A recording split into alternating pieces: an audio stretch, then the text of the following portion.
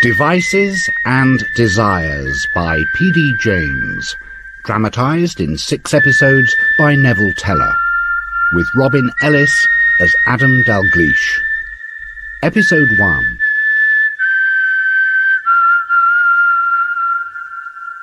Tuesday the 20th of September. Why do I never think of going on holiday unless there is something specific to do? For some people, most people perhaps, the ideal holiday is getting away and doing nothing. Why does that strike me as a form of torture? I suppose it all goes back to some guilt complex or other in childhood. Adam, you off? Hello, Manny. After I've shown my face at my publisher's party, yes. Yeah, well, I'm glad I caught you. It is Norfolk you're escaping to, isn't it? That's right. Larksoken, on the coast, not far from East Haven. Doing a bit of writing? Oh, unlikely. I have to sort out my late aunt's affairs, decide whether to sell her house or keep it, and so on. Well, could you do something for me? If the Norfolk CID managed to lay their hands on the Whistler, take a look at him for me, won't you? Check he is now chap in Battersea. Well, the Battersea Strangler? Yeah. Is that likely, Manny, given the timing and the MO? Highly unlikely. But you know Uncle. Every stone in sight must be picked up and turned over. Here, Adam, I've put together some details on the identikit, just in case. Oh, and I've let Rickards know you'll be on his patch. Terry Rickards, remember? I remember. Chief Inspector now, apparently. Done all right for himself in Norfolk. Better than if he'd stayed with us. Anyway, suppose they do lay hands on the Whistler. Why should I do you out of a day in the country? Oh, I hate the country. That's decent of you, Adam. Have a good leave. You must understand, Adam, that poetry is a notoriously difficult market. All the same, Bill. Hello, Adam. Giving our publicity department a bad time again? Hello, Nora. Nice to see you. You'd think he didn't want to be read. He doesn't seem to be doing too badly. It's all because I refused to parachute into Wembley Stadium holding the new book in one hand and a microphone in the other.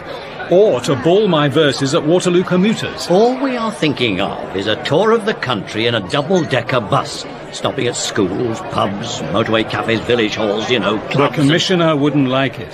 Well, come to think of it, would I? Suit yourself. I need a topper. Adam? No, thanks. I'm driving. It must all be rather awkward, Adam. People who read the tabloids must want to know why a Scotland Yard detective wastes his time writing poetry. And people who read poetry must wonder what on earth a bard is doing catching murderers. In a nutshell, Nora, as ever.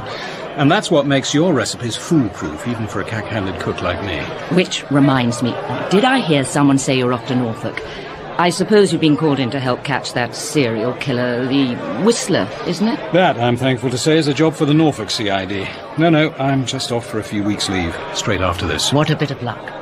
I've got some proofs, including a whole lot of original photographs that I really wouldn't want to trust to the post. Do be an angel and drop them off to the author for me. Norfolk is not a small county, Nora dear. But your aunt lives near Larksoken, doesn't she? In a converted windmill, didn't you once tell me? My aunt died 2 months ago. Oh, I am sorry. But I will be staying in her house. My house now, I suppose. Well, then that's ideal. Please make sure you hand the parcel to Alice Mayer.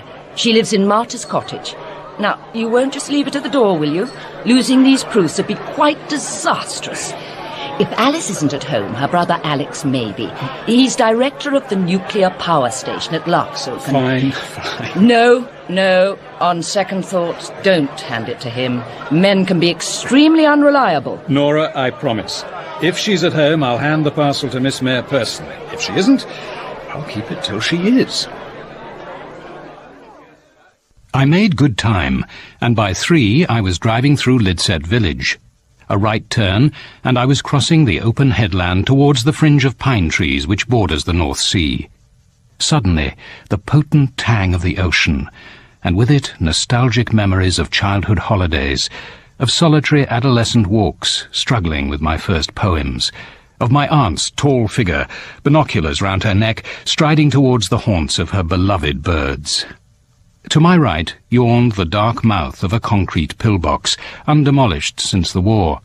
Ahead, the broken arches of the ruined Benedictine Abbey gleamed golden in the afternoon sun.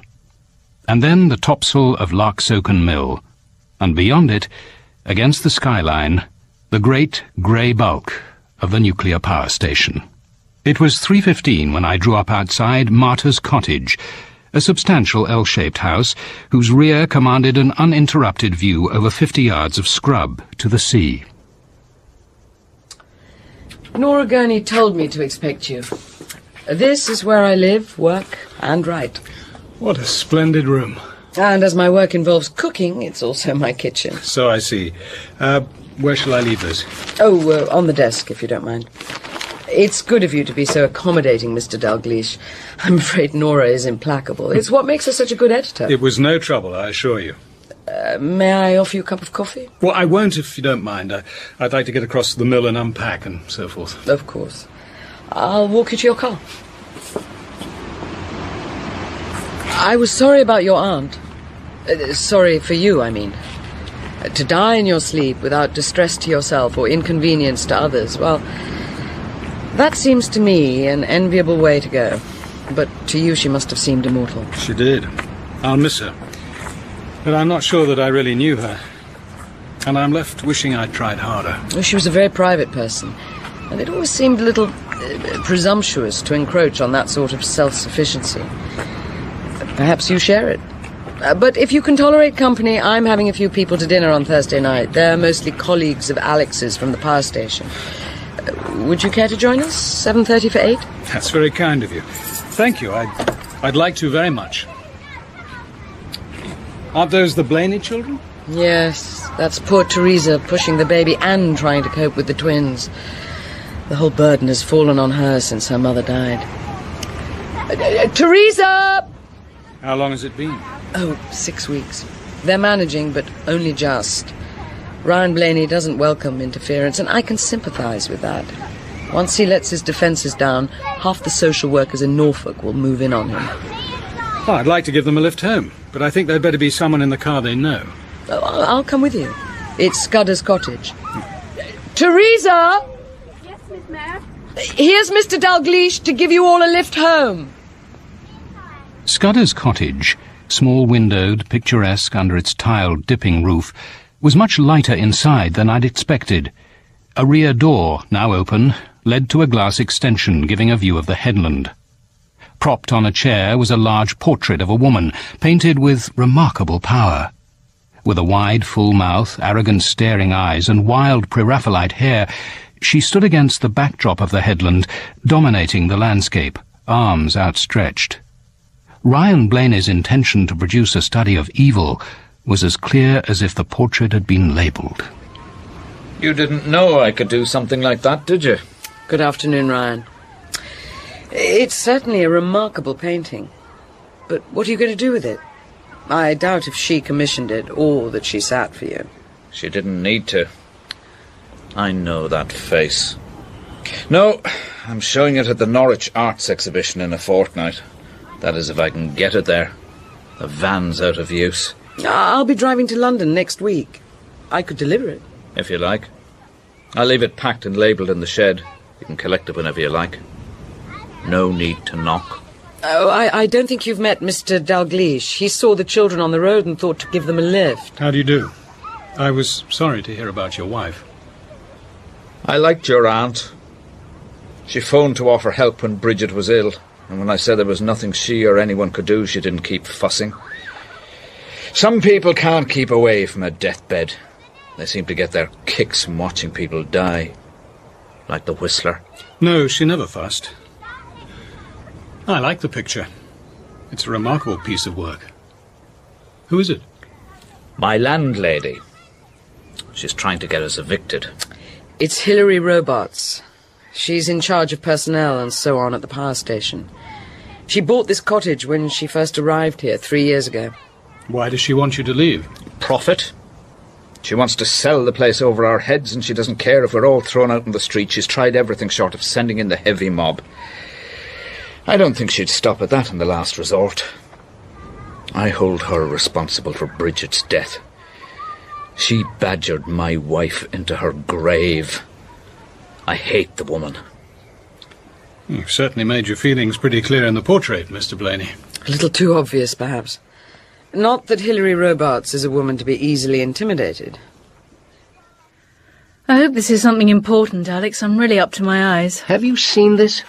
Neil Pascoe's latest news sheet from PanUp? PanUp. What a misnomer.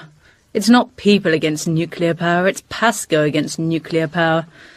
Pascoe and a few dozen other ill-informed hysterics. Of course, I've seen it. I'm on the mailing list. Why? Many readers will probably have learned by now that I am being sued by Miss Hilary Robarts, the acting administrative officer at Larksoken Power Station. I'm being charged with libel arising from what I wrote in the May issue. This is just the latest example of the threat to free speech presented by the nuclear energy lobby. Oh, for heaven's sake, Neil, this bloody machine is unworkable. It'd be quicker to write the addresses by hand. It's better since you cleaned it. And the new ribbon looks fine. Why on earth don't you buy a new one? It'd save time in the end. You know perfectly well, Amy. I can't afford it. You can't afford a new typewriter and yet you're going to save the world. You don't need possessions to save the world, Amy. Jesus Christ had nothing. No home, no money, no property. I thought you said when I came here that you weren't religious. I don't believe Christ was God. I don't believe there is a God. But I believe in what he taught. If he wasn't God, I don't see it matters much what he taught. There's a Bible in the caravan somewhere. You could read about him if you wanted to. Make us start with Mark's Gospel. No thanks. I had enough of that in the home. What home? Just a home. Before Timmy was born. How long were you there? What the hell does it matter, Neil? 2 weeks, if you must know. 2 weeks too many. Then I ran away and we found a squat. Now we're here. Look, if you're not going to help with these envelopes, you might as well go and put a new washer on that outside tap. It's been dripping for weeks and Timmy's always falling about in the mud. Amy, we must talk. If that Robarts woman goes ahead with her legal action, I'll need money. We've got to make plans. You mean we might have to leave the caravan? It's possible. But why? I mean, you aren't going to find anything cheaper. Try getting a room for £2 a week. We're bloody lucky to have this place. But there's no work here, Amy. If I have huge damages to pay, I'll have to get a job. That means London. And you couldn't live here alone. Why not? I've lived in worse places. On what? What would you do for money? Well, with you gone, I could go to the Social Security, couldn't I? I could send their snoopers around as much as they liked. No one could say I was having sex with you if you weren't here. Is that what you want, Amy? For me not to be here? Don't be daft. I was only teasing. Honestly, Neil, you should see yourself. Talk about misery. Anyway, it might never happen. The libel action, I mean. She might withdraw it. She might even drown on one of those swims she takes every night at 9, regular as clockwork. Maybe the whistler will get her. I can't wish her dead, Amy. You can't preach love and practice hatred. Or you might win the action, and then she'd have to pay you. That'd be a laugh. Not very likely, I'm afraid. I went to the Citizens Advice Bureau in Norwich last Friday. They thought she had a case. They said I should get myself a lawyer. Look, Neil, it'll never come to court. I promise you. But this action shows that we, the ordinary people of this country, are making an impact. I've told you, Alex, I've seen it. If Pascoe had any sense, he'd get himself a good lawyer and keep his mouth shut. He can't afford a lawyer and he won't be able to pay damages. In the interests of the station, I think you should drop it. The man isn't worth the trouble. He is to me. He libelled me and disseminated his libel as widely as he could. A woman whose response to Chernobyl is that only 31 people were killed, who can dismiss as unimportant the world's greatest nuclear disaster, is totally unsuitable to work in an atomic power station. That was a clear allegation of professional incompetence. I'm sorry, but I do not intend to let him get away with it. Hilary, we're trying to win over the locals, not antagonize them. Let it go before someone starts a fund to pay for his defence. One martyr on Larksoken headland is enough. That's what it's all about, isn't it? The reputation of the station. Your reputation. What about my reputation? If I drop the action now, it will be a clear admission that he was right, that I am not fit to work here. Oh, Hilary, he hasn't hurt your reputation with anyone who matters, and suing him isn't going to help. Anyway, what do feelings matter? It's the work that's important. They matter to me. And that's something you've never understood, have you? Life is about feeling. Loving is about feeling. It was the same with the abortion. Did you ever ask yourself what I felt? What I needed? You forced me to have it. Oh, that's ridiculous. How could I have forced you? I thought you felt as I did, that it was impossible for you to have a child. Oh, no, it wasn't. It would have been inconvenient, embarrassing, awkward, expensive, but it wasn't impossible. Still isn't. All right. Have a child by all means, if that's what you want. Just don't expect me to father it, that's all. But that's not what we're talking about. We're talking about Neil Pascoe and Panup. We have gone to a lot of trouble to promote good relations with the local community, and I'm not having it all thrown away through a totally unnecessary legal action, particularly now, when work is about to begin on the new reactor. Then try to prevent it. And since we're talking about public relations, I'm surprised you haven't mentioned Ryan Blaney and Scudder's cottage. Oh, that's a different My matter. cottage, in case you'd forgotten. What am I expected to do about that? Hand it over to him and his kids rent-free in the interest of good public relations? That has nothing to do with me as director, but if you want my opinion, I think you're ill-advised to try and force him out simply because you've got a legal case. It isn't as if you want the cottage. I do want the cottage. It's mine. I bought it and now I want to sell it. If we're moving to London in the next 3 months, there's not much time. I want to get it on the market as soon as possible. My dear Hilary, if I were you, I shouldn't make any plans on the basis of my possible new job. It's all unsubstantiated rumour. I've had no offer. If it did ever materialise, you and the other senior managers here would be the first to know. Who will you be responsible to? The Secretary of State directly, or the Atomic Energy Authority? Read my lips, Hilary. There has been no offer. Controller of nuclear power. I like it. London will be heaven on earth after this godforsaken home. Oh, Hilary. Larksoken Mill was built in 1825, a picturesque brick tower 4 stories high. I never asked my aunt, but I guessed that its main attraction for her had been its remoteness, the surrounding bird sanctuaries, and the impressive view of headland, sky and sea from the top story. After I'd taken some of her clothes over to the old rectory for the church jumble, leaving them in the scullery as was the custom, I climbed up to this room, with its windows at each of the compass points. My aunt had furnished it simply, a small writing table and chair facing the North Sea, a telephone, and her binoculars. It was late afternoon, and the headland lay enriched by the mellow afternoon light, the sea a wide expanse of wrinkled blue, with a painter's stroke of purple laid on the horizon. Far to the south, the roof of Scudder's cottage. To the west, the gables of Lidset village. To the north, the huge bulk of the power station. Directly to my left, the flint walls of Martha's cottage glistened in the afternoon sun, while some way beyond, set among the Californian pines, was the dull, square cottage rented by Hilary Robarts.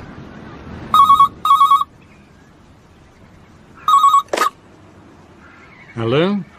Is that Mr. Dalgliesh? Yes. Yes, it is. This is Terry Rickards. I got word from the yard that you're on your way down here. I'd like to come over for a chat, if that would be all right with you. Yes, of course. How about this evening? Fine. Say 9 o'clock? Well, I'm just sorry you won't be meeting my wife, Susie. She's having our first baby in a couple of weeks. Oh. Gone to stay with her mother in York. Ma-in-law didn't like the idea of her being in Norfolk with a whistler on the prowl. Not with me working the hours I do. Well, she has a point. 4 victims so far, isn't it? Yes, and Valerie Mitchell won't be the last if we don't catch him soon. How long has it been going? 15 months. Started in June, a year ago. First victim was found just after midnight in a shelter at the end of East Haven Promenade. The local tart, incidentally, although he may not have known or cared. And then? 8 months later, 30-year-old school teacher cycling home to Hunstanton. She stopped on a lonely stretch of road because of a puncture. And he happened to be around. Yeah, struck lucky, I suppose you'd say. Then another gap, just 6 months this time. He got a barmaid from Ipswich who'd been visiting her granny and was daft enough to wait alone for the late bus.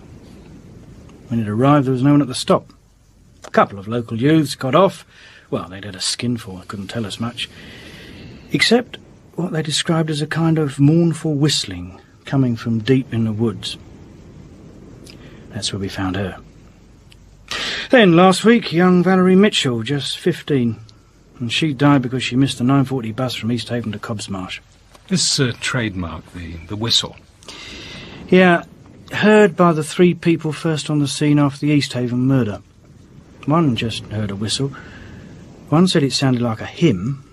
And the third, who was a churchwoman, claimed she could identify it precisely. Now the day is over. Now the day is over, night is drawing nigh, shadows of the evening fall across the sky. It's a Sunday school hymn. They're the devil, these serial murders. No motive, at least nothing that a sane man can understand. We've had a psychological profile, I could have written it myself. A loner, probably from a disturbed family background, may have a dominant mother, could be impotent with a hatred of women. And some bizarre sexual hang-up all his own. What sexual hang-up? His other trademarks. The ones we've kept out of the media. Each of the victims was strangled, and in each case she was found with her mouth stuffed with hair. Her own hair? You mean he cuts off her hair? Her pubic hair. Cuts off her pubic hair, stuffs it into her mouth. Ye gods. And then he uses the knife on her forehead. What about his M.O.? Well, it's pretty consistent. He chooses a road intersection, drives the car or van into the side of one road, goes across and waits at the other. Then he drags his victim into the bushes, strangles her, carries out his perverted bit of tradecraft, goes back to the car and makes his getaway. With the last 3 murders, it seems to have been pure chance that a suitable victim did in fact come along at all. If he doesn't select and stalk his victim, he'd normally expect a long wait. That suggests he's usually out after dark, a night worker, gamekeeper, that kind of job. And he goes prepared, on the watch for a quick kill. Yeah, that's how I see it. Tonight I could make a strike. Tonight I could be lucky. And by God, he's getting lucky. 2 victims in the last 2 weeks. So, you're looking for a local man, a loner, someone who has a night job, the use of a car or van, and the knowledge of hymns, ancient and modern. That should narrow the field. Well, you'd think so, wouldn't you? You know, it's hardly a waking moment when he's not in my mind. Well, when I'm not imagining what he looks like, where he is, what he's thinking. Yes, he's out there. Somewhere. Watching. Waiting. I only hope to God we get him before he kills again. Thursday, the 22nd of September. Although I knew of Alice Mare's reputation as a cookery writer, I'd never read any of her books, and I had no idea as to which culinary tradition, if any, she belonged. I didn't know what to expect. But in the event, her dinner was excellent. The wild ducks carved by Alex Mare were recognisably ducks. The piquant sauce, unfamiliar to me, enhanced the flavour of the birds to perfection. Afterwards we ate orange sorbet, followed by cheese and fruit, a menu intended to please the guests rather than to demonstrate the ingenuity of the cook. You must give me the secret of the sauce, Alice. I'd love to try it out at the rectory. Not I fear that the Copleys are likely to appreciate it. No secret, Meg. It's in my new book. Those proofs you brought down from London, Mr. Dalgliesh. If I'd known, I might have opened the parcel before delivering it. Well, Miles has certainly missed an excellent meal. I can't imagine what's held him up. Do you know of anything, Alex? No, nothing. It's surprising he hasn't been in touch. It's not like him. Miles Lessingham is our operations superintendent, Mr. Dalgliesh. He's usually punctilious about such things. Who'd like coffee? Yes. There's a table and chairs in the courtyard. I thought we could switch on the garden lights and have it outside. Lovely. Yes. Come on, white, please. Thank you. Such a passion. It's certainly a beautiful evening. Just the sort of evening, perhaps, on which poor Agnes Poley was dragged out of this cottage to be burned at the stake. What makes you say that, Mr. Dalgliesh? Doesn't the stone plaque by the front door tell us she was burned at Ipswich in September 1557? Ah, the policeman's eye. Perhaps you registered the biblical reference as well. I'm afraid I did. Ecclesiastes, chapter 3, verse 15. Are you familiar with it? One of the blessings and burdens of a conventional religious upbringing. Well, you have the advantage of us. I'm afraid I've never bothered to look it up. The plaque was in place when we took over Martyr's Cottage. It's simply become part of the landscape. Don't keep us in suspense, Mr. Dalgliesh. How does the verse go? If my memory serves, that which hath been is now, and that which is to be hath already been. And God requireth that which is past. Interesting. An early version of the theory of relativity? Now, what it's really saying is that all time is one, and that therefore there's no such thing as the present. I don't think I quite follow. Well, take the very words I'm now speaking. As each one passes my lips, it already belongs to history. It's happened. It's past event. In fact, mathematically speaking, there is no measurable point of time which can legitimately be called now. In other words, to echo Ecclesiastes, now is what has been. And what about the future, Alex? That which is to be hath already been. That reminds me of a line by T.S. Eliot. The things that are going to happen have already happened.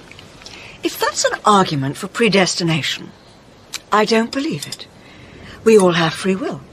We can choose whether we do right or wrong. I'm not so sure. There's a strong case to suggest that we're all pre-programmed to act in precisely the way we do, even when we're exercising our so-called free will. Haven't we all done something and then wondered what on earth made you do it? I suppose that's what's meant by destiny. I can't help thinking about that wretched woman. How does the plaque describe her? Protestant martyr? Dragged off, kicking and screaming by a bunch of brutes, to be slaughtered for sticking to what she believed in. Just picture her state of mind. She was manhandled out of this cottage on a summer's night all those years ago. She must have known she was going to her death. And what a death. Could you imagine anything worse than dying by fire? The agony.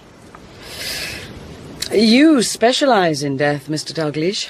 It's not unnatural death that interests me, Miss Mayor. It's the state of mind of those who perpetrate it. You want to know what was going through the minds of the men who lashed Agnes Poley to the stake and set fire to her?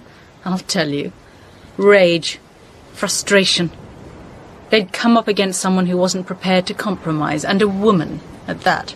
I wonder what's going through the mind of the Whistler as he stalks his victims. A mind like that can only be diseased. Even people with diseased minds can be held criminally responsible. That's Lessingham's Porsche at last. Such a noisy car. Every time. Hello, Miles. We've given you up. My apologies, Alice. Too late for dinner, I know. But not, I hope, for a drink. God, do I need one. Where have you been, Miles? We waited for you for nearly an hour. I've been considering how best to answer that question for the last 20 minutes. There are a number of possibilities. I could say that I've been helping the police with their inquiries, or that there was a little unpleasantness on the road, or that I've been involved in a murder. What on earth do you mean? Actually, Alice, it was all three. The Whistler has killed again. I found the body.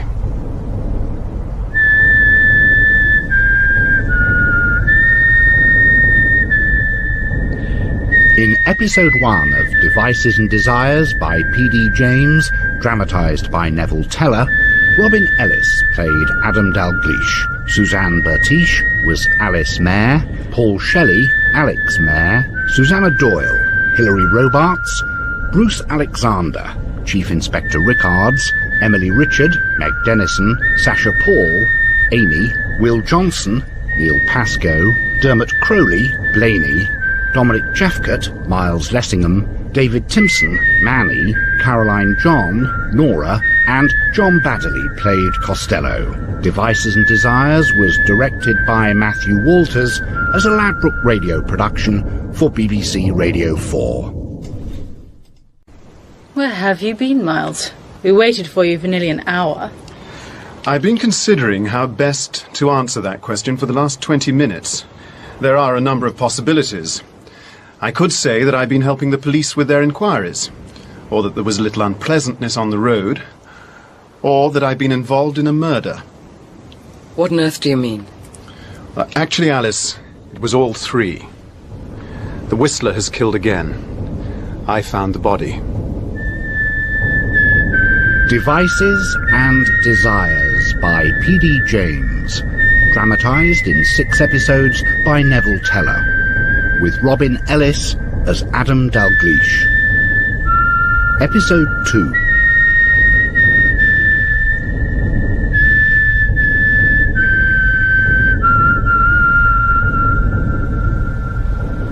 I had to be in Norwich this afternoon, so I was driving from there. I just turned off at Fairstead when I nearly crashed into the back of this unlit car skewed across the road. What time was this? Oh, about 7:30. I'd have been here by 7:45. The driver's door was open, and that seemed a bit odd. I thought there might have been an accident, so I went to have a look. There was no one about. I walked a little way into the woods, but it was pitch black, so I decided to leave and mind my own business. It was then I almost tripped over her. God. Here, have some of this. Thanks. I still couldn't see anything, of course, but I knelt down and groped about with my hands.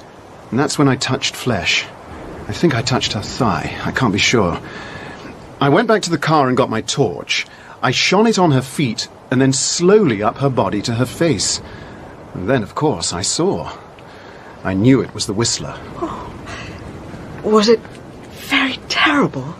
I suppose so, but silly at the same time. She looked grotesque, ridiculous, with those clumps of hair sticking out of her mouth as if she was munching. Oh.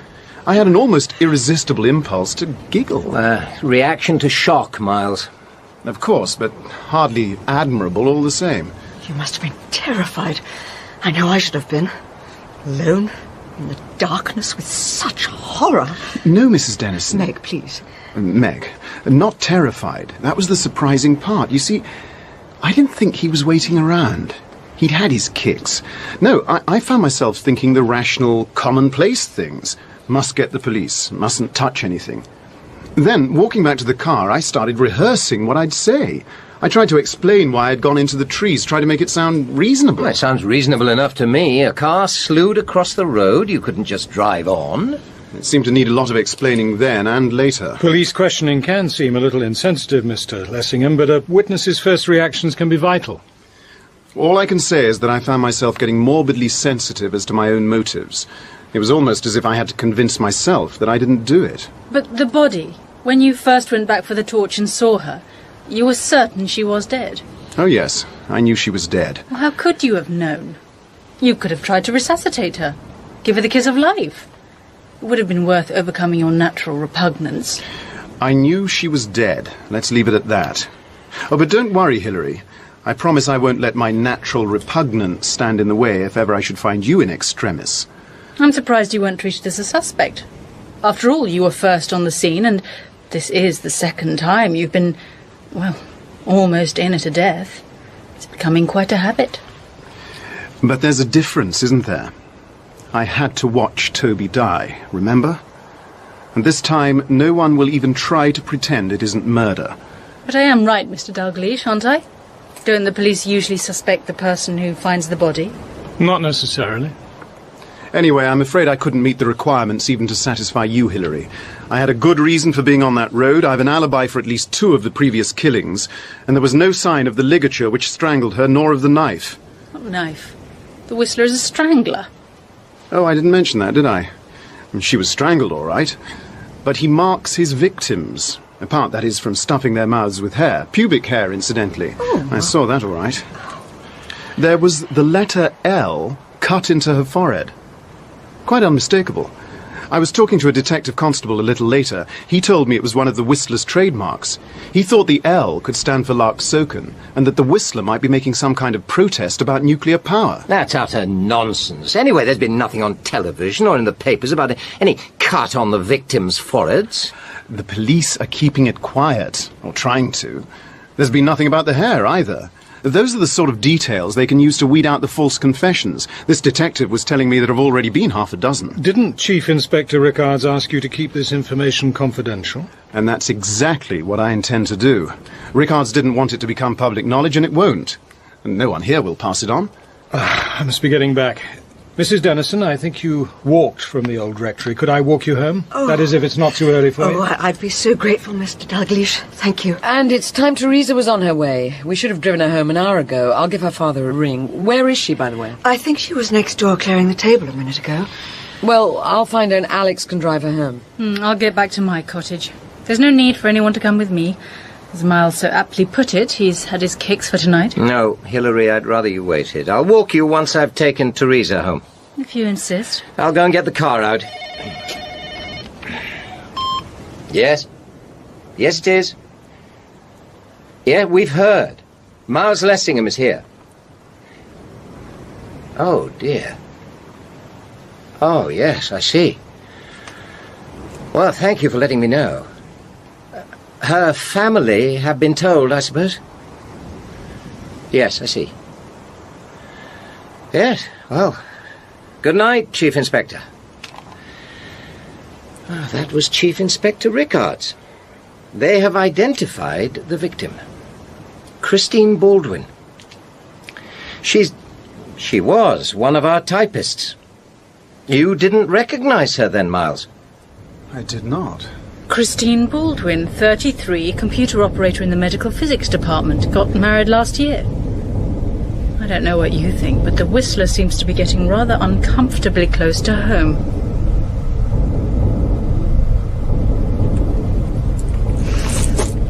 A horrible end to a rather strange dinner party. I wish Mr. Lessingham had kept the details to himself, but I suppose it helped him to talk about it, especially as he lives alone. He would have needed superhuman control not to. I just wish he'd left out the more salacious details. I'm afraid young Teresa Blaney overheard some of them. Oh, no. When she was clearing the table. By the way, that other death he mentioned, Toby, was that the young man who killed himself at the power station? I seem to remember a paragraph in one of the papers. Toby Gledhill was one of Alex's most brilliant young scientists. He climbed up right above the reactor, threw himself down on top of it. Broke his neck. So there was no mystery about it? None at all. Except why he did it. Mr. Lessingham saw it happen. Oh, it was an appalling tragedy. And you?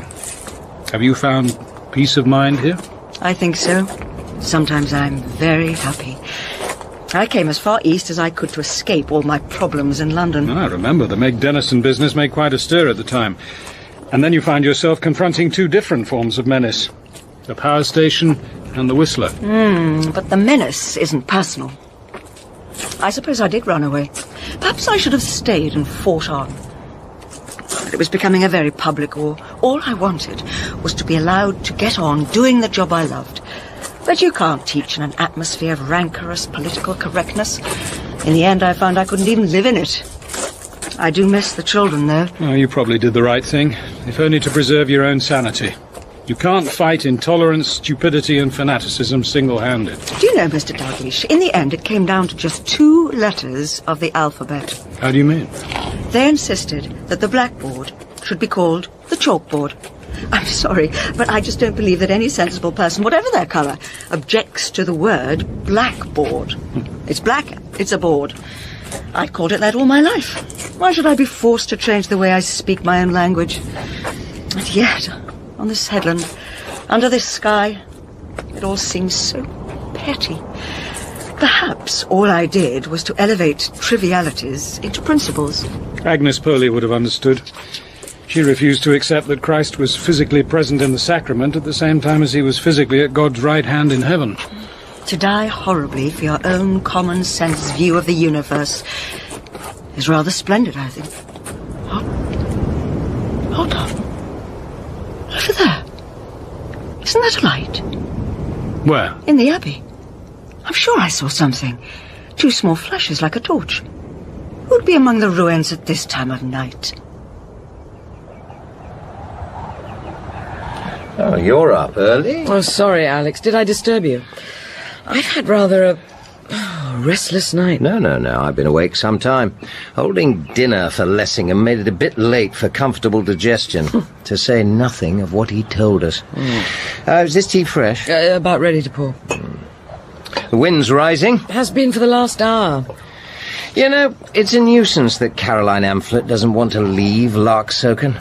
I don't relish beginning a new job, particularly this job, with an unknown PA. I'd rather take it for granted that she'd come to London with me. Does she say why? Well, personal reasons. That means Jonathan Reeves, I suppose. God knows what she sees in him. The man isn't even a good technician. I doubt whether her interest in him is technical. Well, if it's sexual, she has less discrimination than I give her credit for. There may be another reason.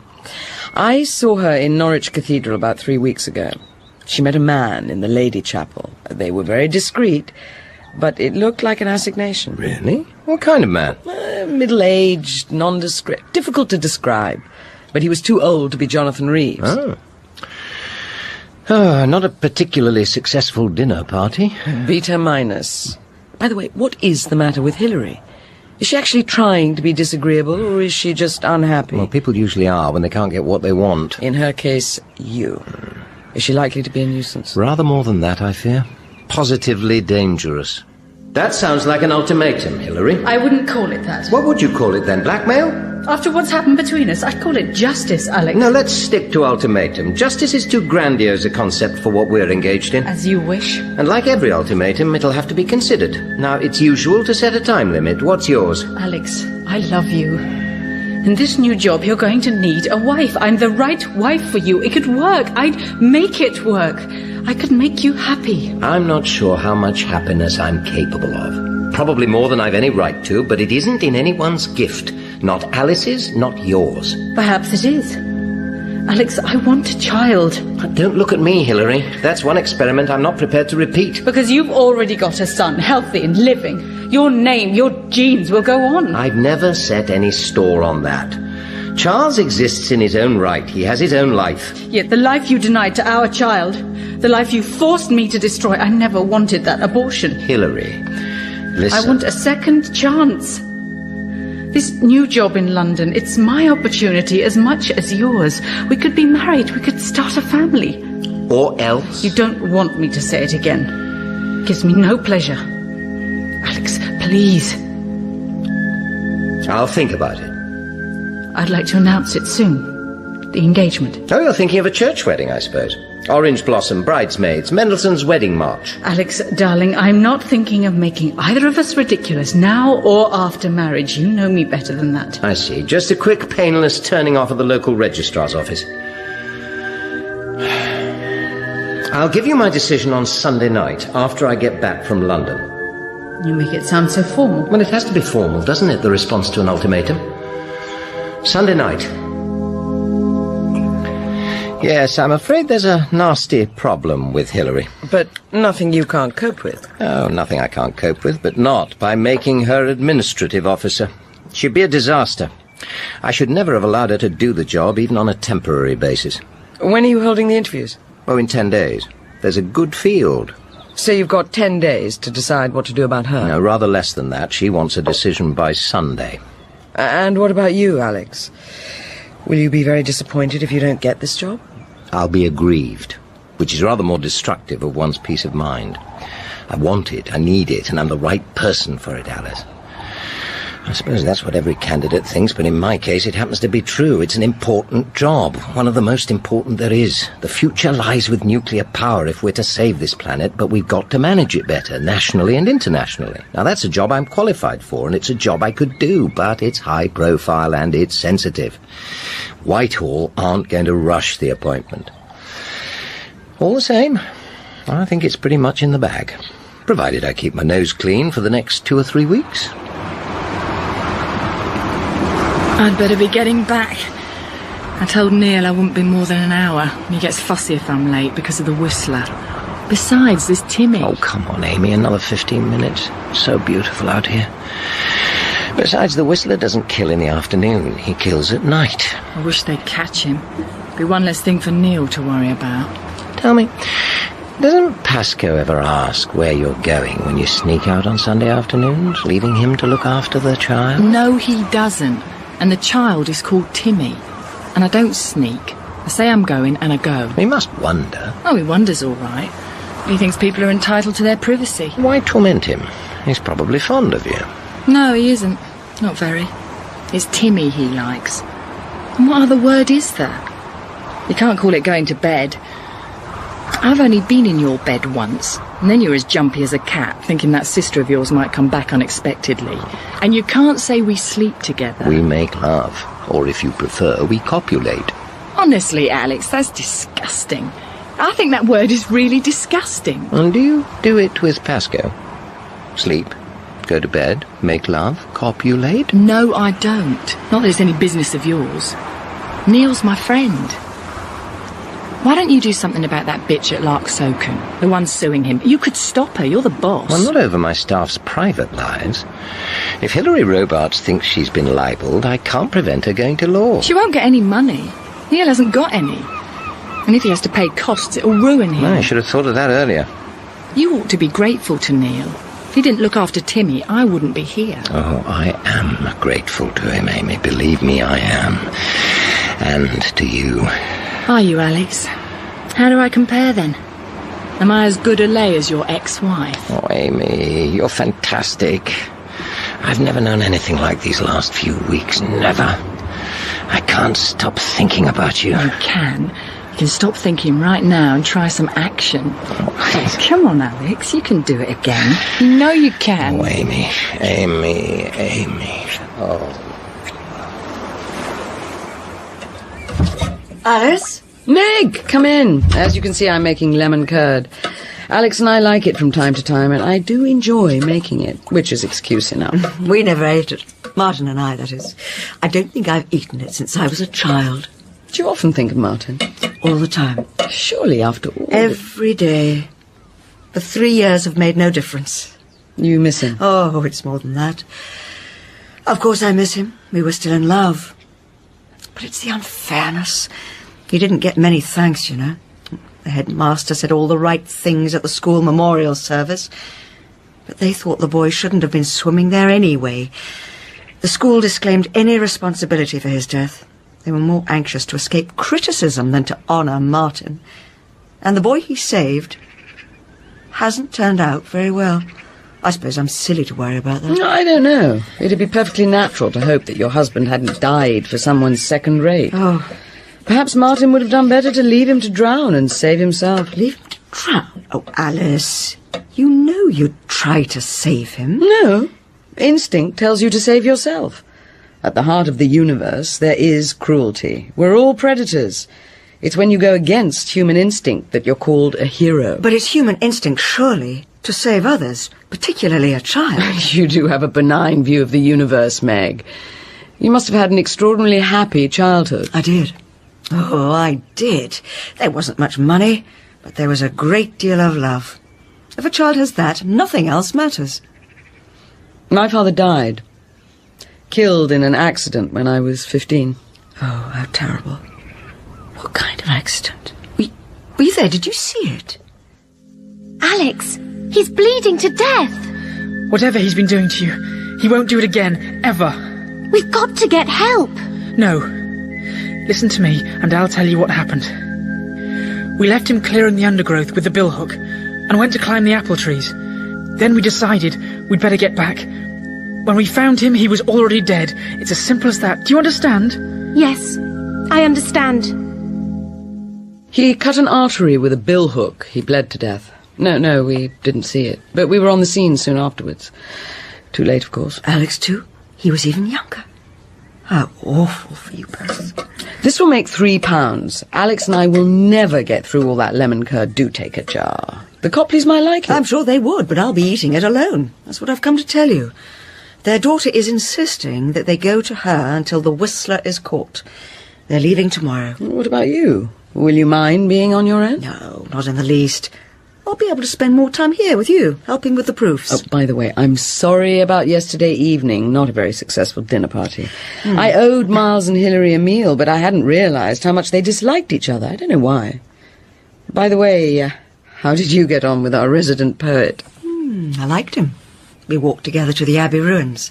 They look wonderful by moonlight. Appropriately romantic for a poet. We spoke about Agnes Poley. You know, I always feel something of her presence in this house. Something of her remains here. I suppose that depends on your understanding of time. If all time is one, then perhaps she is still here, still alive, burning in an everlasting bonfire. But I'm never aware of her. She doesn't appear to me. Perhaps she finds me unsympathetic. For me, the dead remain dead. If I couldn't believe that, I don't think I could go on living. This cottage was totally unsuitable for a sick woman who had to undergo long journeys for radiotherapy. You must have known she was ill when you signed the lease. She couldn't manage. And I suppose, Ms. Robarts, you thought that after she'd gone, I wouldn't be able to manage either. How many months did you give her, Pretending you were so concerned. She knew what you were at. Week by week watching how much weight she was losing. Not much longer now, you thought. Oh, you made her life a bloody misery for her last weeks. That simply is not true. Don't load your guilt on me. I had to come here. That leak in the kitchen, the loose tiles. You were the first to point out my obligations as landlord. Now, if you won't get out, I shall have to apply for a rise in the rent. What you pay is derisory. Doesn't even cover repairs. Try. Go to the rent tribunal. Let them come and see for themselves. You can't get me out. I pay the rent regularly. For how long? You haven't got a job. I suppose you call yourself an artist, but who buys Ryan Blaney's? Those 4 watercolours Ackworth has in his window have been there for weeks. Junk doesn't sell just because it's cheap. You mind your own bloody business. I'm managing very well. I don't think you are. I think the children are suffering. It was you, wasn't it? What are you talking about? That woman, that bloody social worker who came to spy on me and question my children. It was you who sent her. I'm not required to answer that. If I did alert them, then it was about time somebody did. Oh, my God, you're evil, aren't you? You'd do anything to get me and the kids out of this cottage. They used to burn people like you. If it wasn't for the children, I'd kill you. But I'm not having them taken into care just for the satisfaction of putting my hands around your throat. Now just get out. Out of my cottage, off my ground, and don't you ever interfere with my life again, or I swear I won't be responsible for the consequences. Sunday, the 25th of September. I spent the morning revisiting Norwich Cathedral, before lunching at a restaurant where, 2 years before, my Aunt Jane and I had enjoyed an excellent meal. Afterwards, I set off for the 15th century church of St. Peter and St. Paul at Saul. I see you're admiring our carvings. I know them of old. You've been here before? Not for some years, I'm afraid. I'd forgotten how wonderful the carvings on these stalls are. It's a magnificent interior. The east window, the screen, that pulpit. An original medieval wine glass pattern. There are very few of them left. Ah. Mr. Braeburn, preparing for evensong? I have a request, Vicar. I hope you'll grant it. If I'm able. When I used to visit your church some years ago, it was often in the company of my aunt. She loved it dearly. She died recently. Oh, I am sorry. In her will, she asked for her ashes to be scattered in your churchyard. I wonder, would you allow that? But of course. What was your aunt's name? Jane Dalgliesh. I shall say a prayer. I made my way to the eastern edge of the churchyard. There I opened the package, which had been dragging at my jacket pocket, and tipped out the ground bones like a libation. There was a flash of silver, and all that remained of Jane Dalgliesh sparkled among the brittle autumn stalks and the tall grasses. I knew the customary words for such an occasion. I'd heard them often enough on my father's lips. But the ones that came unbidden to my mind were the verses from Ecclesiastes, carved on the stone outside Martha's cottage. That which hath been is now, and that which is to be hath already been.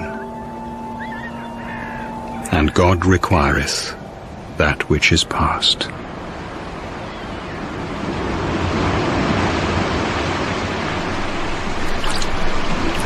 What a moon. So close you could touch it. Just lift your hand. All the frustrations, all the fears, all the anger washed away. Drained away. Oh, the peace, the happiness in their place. Yes, everything's going to be all right. Tonight we'll sort out all the details. I love Alex. Alex loves me. We'll be married. I'll have his child. What else matters? Neil Pascoe. Too unimportant even to hate. The wedding, the move to London, I'll have no time to bother. Ryan Blaney. Solicitor's right. Possession of Scudder's cottage can wait. The rent's being paid, I'm losing nothing. Let him stay where he is. I'll tell Alex about it. Alex? Must be nearly 9:30. I must be getting back. Mustn't keep him waiting. Alex, my darling, I'm coming to you.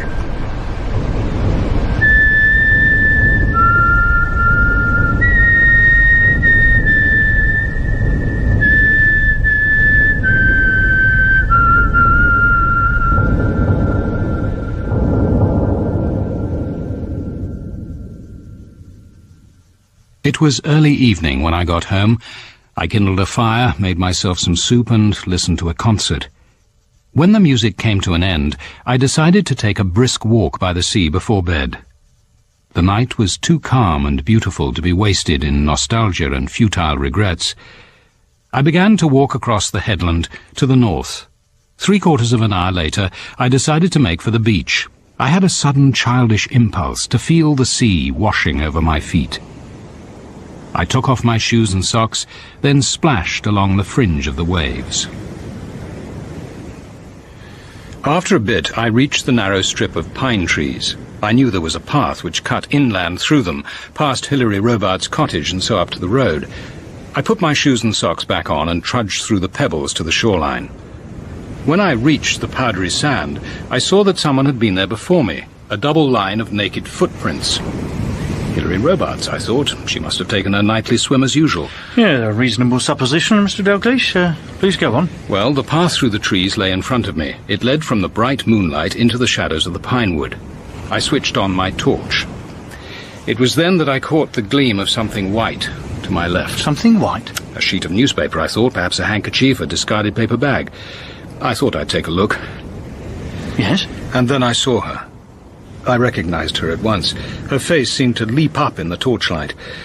She was lying as you see her, the hair pushed under the upper lip, the letter L carved into her forehead. I've touched nothing, the beach towel, the sandals, the torch. Well, what did you do? I went on up the path, reached the main road and started to jog towards my house, Larksoken Mill, to phone the station. Then I heard the sound of a car. I waved it down. It was Alex Mayer. Mr. Dalgliesh, what on earth's up? There's been another murder. I've just found the body. I must get to a telephone. The Whistler? It looks like it. But who... Prepare yourself for a shock, Dr. Mayer. I'm afraid it's Hilary Robarts. In episode 2 of Devices and Desires by P.D. James, dramatised by Neville Teller, Robin Ellis played Adam Dalgliesh. Suzanne Bertish was Alice Mayer. Paul Shelley, Alex Mayer. Susannah Doyle, Hilary Robarts. Bruce Alexander, Rickards. Emily Richard, Meg Dennison. Sasha Paul, Amy. Dermot Crowley, Blaney. Kate Wilton, Teresa and Alice Mayer, aged 15. Dominic Jephcott, Miles Lessingham, Vaughan Sivelle, Alex, aged 15, and Geoffrey Beevers played the vicar. Devices and Desires was directed by Matthew Walters as a Ladbroke radio production for BBC Radio 4. Mr. Dalgliesh, what on earth's up? There's been another murder. I've just found the body. The Whistler? It looks like it. But who... Prepare yourself for a shock, Dr. Mayer. I'm afraid it's Hilary Robarts.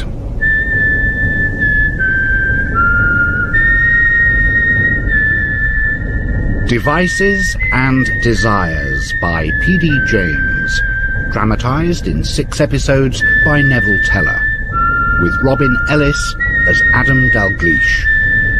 Episode 3. Not a pretty sight.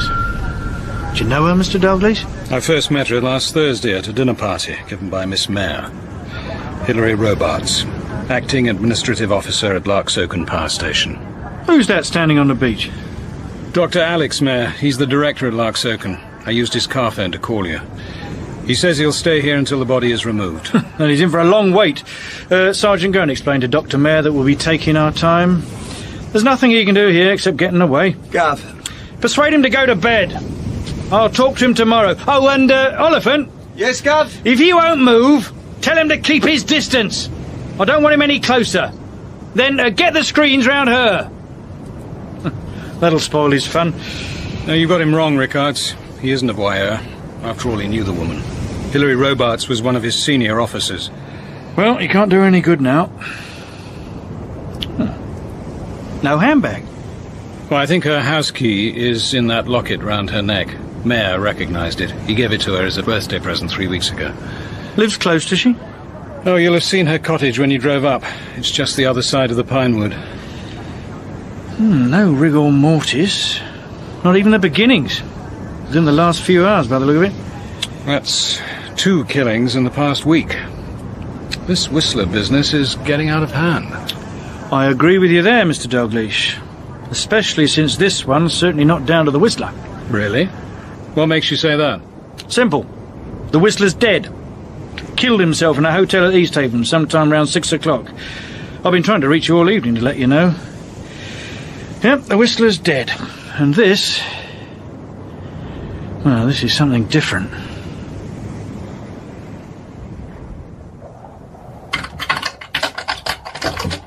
Oh, yes, it's a house key, all right. I'll close the door, it's a bit breezy. This looks like the sitting room. By Christ, what's all this? No wonder there was a through draft. Oh, watch out for the glass. Those were the picture windows on the carpet. Here's what did it. Someone lobbed this portrait through from the outside. But isn't that... Yes, it is. It's Hilary Robarts. I've seen this portrait before, though not half slashed from the frame like this. It's a painting by Ryan Blaney. He lives with his children not far away, Scudder's Cottage. A funny way of delivering it. Sat for him, did she? I don't think she did. Still, this Blaney, he's hardly likely to have destroyed his own painting. Well, I wouldn't exactly say it's destroyed. I mean, the canvas has been cut close to the frame down 2 sides, an L shape. As precise, come to think of it, as the L cut into her forehead. Tell me, what time did you leave the mill? At 9:15. I looked at the carriage clock on the mantelpiece and checked my watch. And you saw no one during the walk? No one. And no footprints, other than hers and mine. What were you actually doing on the headland? Walking. Thinking. Walking and thinking. I wondered what Terry Rickards would say if I'd confided that I was thinking about the clash of ignorant armies by night, since no poet walks by the sea in the moonlight without silently reciting Matthew Arnold's poem, or that I was considering whether I'd have been a better poet or even a poet at all if I hadn't been a policeman, or, more prosaically, that I was wondering how my life would be changed by the unmerited acquisition of $750,000 from my Aunt Jane. Look, I'm due to meet the pathologist over at Easthaven. He'll take a look at the Whistler, then come straight on here. You wanted to see the Whistler yourself, didn't you? Well, this seems as good a time as any. The light was on in the drab little hotel bedroom, and the main bulb in its cheap pink shade hung low and shone full on the horror on the bed. The gaping throat and sagging mouth above it seemed stretched in protest at this violence to decency and order. Blood had drenched the sheets and the carpet by the bed. Why here, for heaven's sake? Oh, that at least we know. They've got a part-time barman, 75 if he's a day. He remembers the Whistler coming here as a kid. Well, his auntie was manager. Stayed for weeks at a time, apparently. Mainly when Mum had a new man, didn't want him around. Helped out round the hotel, picked up the odd tip. Actually went to Sunday school. Now the day is over. Precisely. Neville Potter, aged 36. Came here in his Sunday best to meet his maker, then thought better of it and got undressed. Probably remembered that his ma wouldn't like him getting blood on his best suit. You should meet Ma. She explains a lot. No more than I expected. You know what her name is? Lillian. L for Lillian. That's something for the trick cyclist to chew over. You pity him, I suppose. Him and his victims. Well, at least he's saved his country his keep for the next 20 years.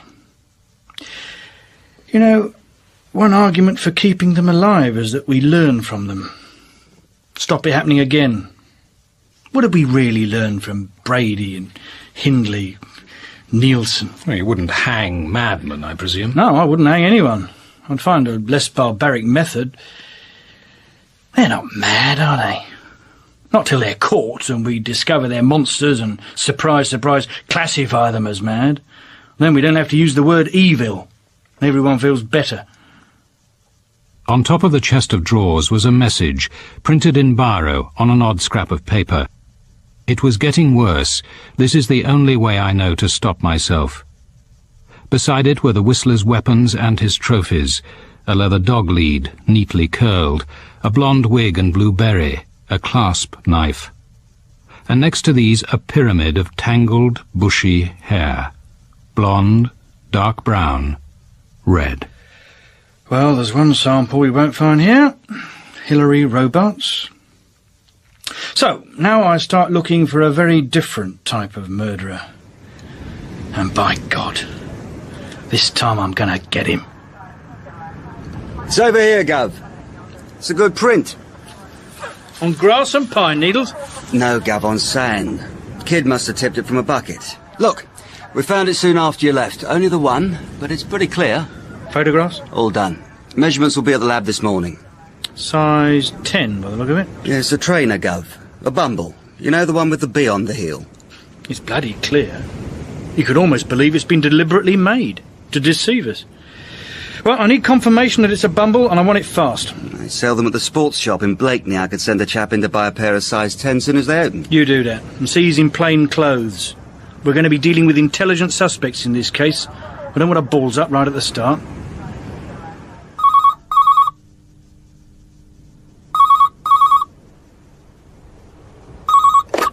Hello?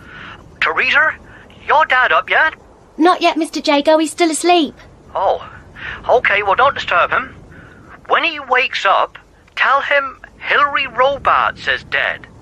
Last night. Murdered. Found on the beach. Do you mean the Whistler got her? Looked like that. Meant to. But it couldn't have been. The Whistler was dead. Had been for 3 hours or more. Like I told you last night, Teresa. Remember? Yes, I remember, Mr. Jago. Good thing I rang at 7:30, isn't it? You told him, your dad? You told him about the Whistler? Oh, yes, Mr. Jago. Of course I did. Oh, well, that's all right, then. Good thing I phoned last night. He'll know why. Ask him to give me a ring, Teresa. And don't forget to tell him what I said. Yes, I'll tell him. What'll you tell me, That Hilary Robarts is dead. She's been murdered. The Whistler, then, was it? Got her, did he? Well, she was asking for it. No, Daddy, it couldn't have been the Whistler.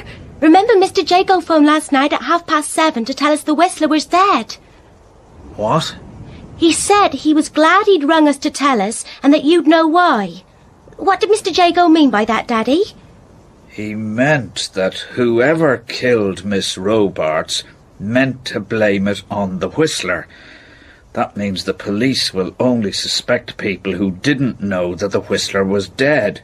But you did know, Daddy, didn't you? Because I told you. Your mother wouldn't like you telling lies, Teresa. But it isn't a lie, Daddy. Mr. Jago phoned when you were out in the loo. When you came back, I told you. And what did I say? I think you said you were glad. We'd all be safe now. And that's what you'll tell the police when they ask. Of course, Daddy.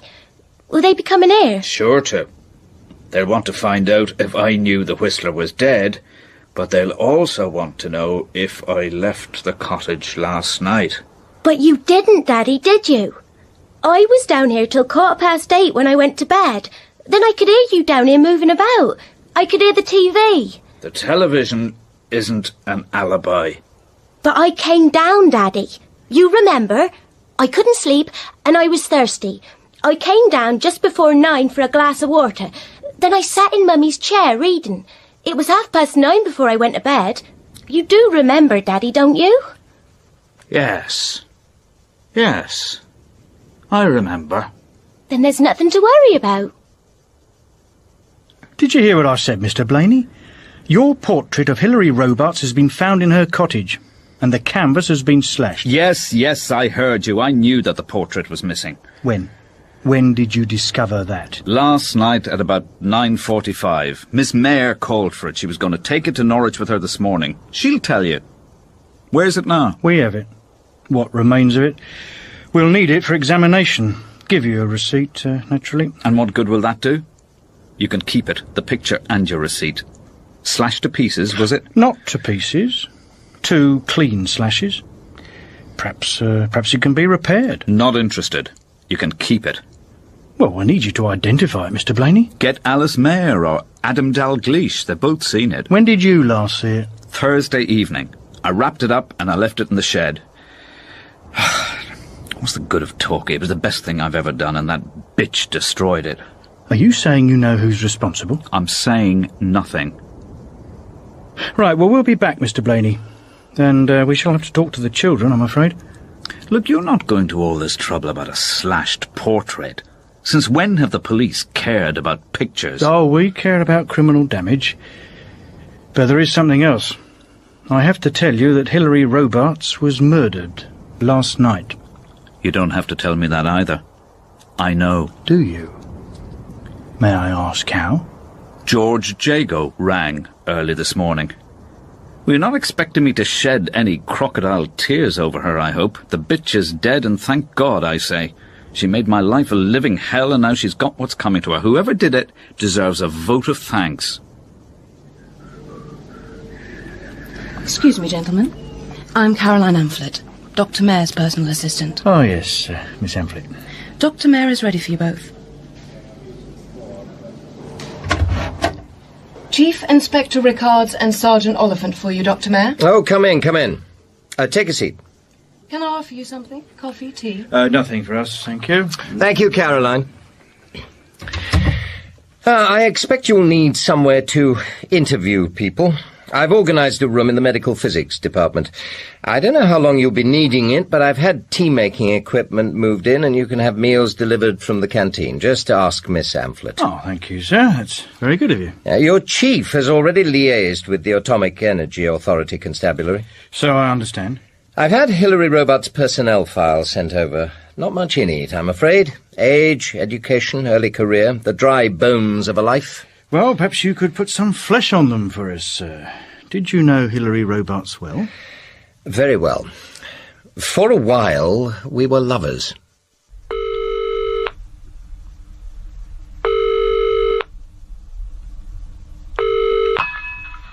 Jonathan Reeves.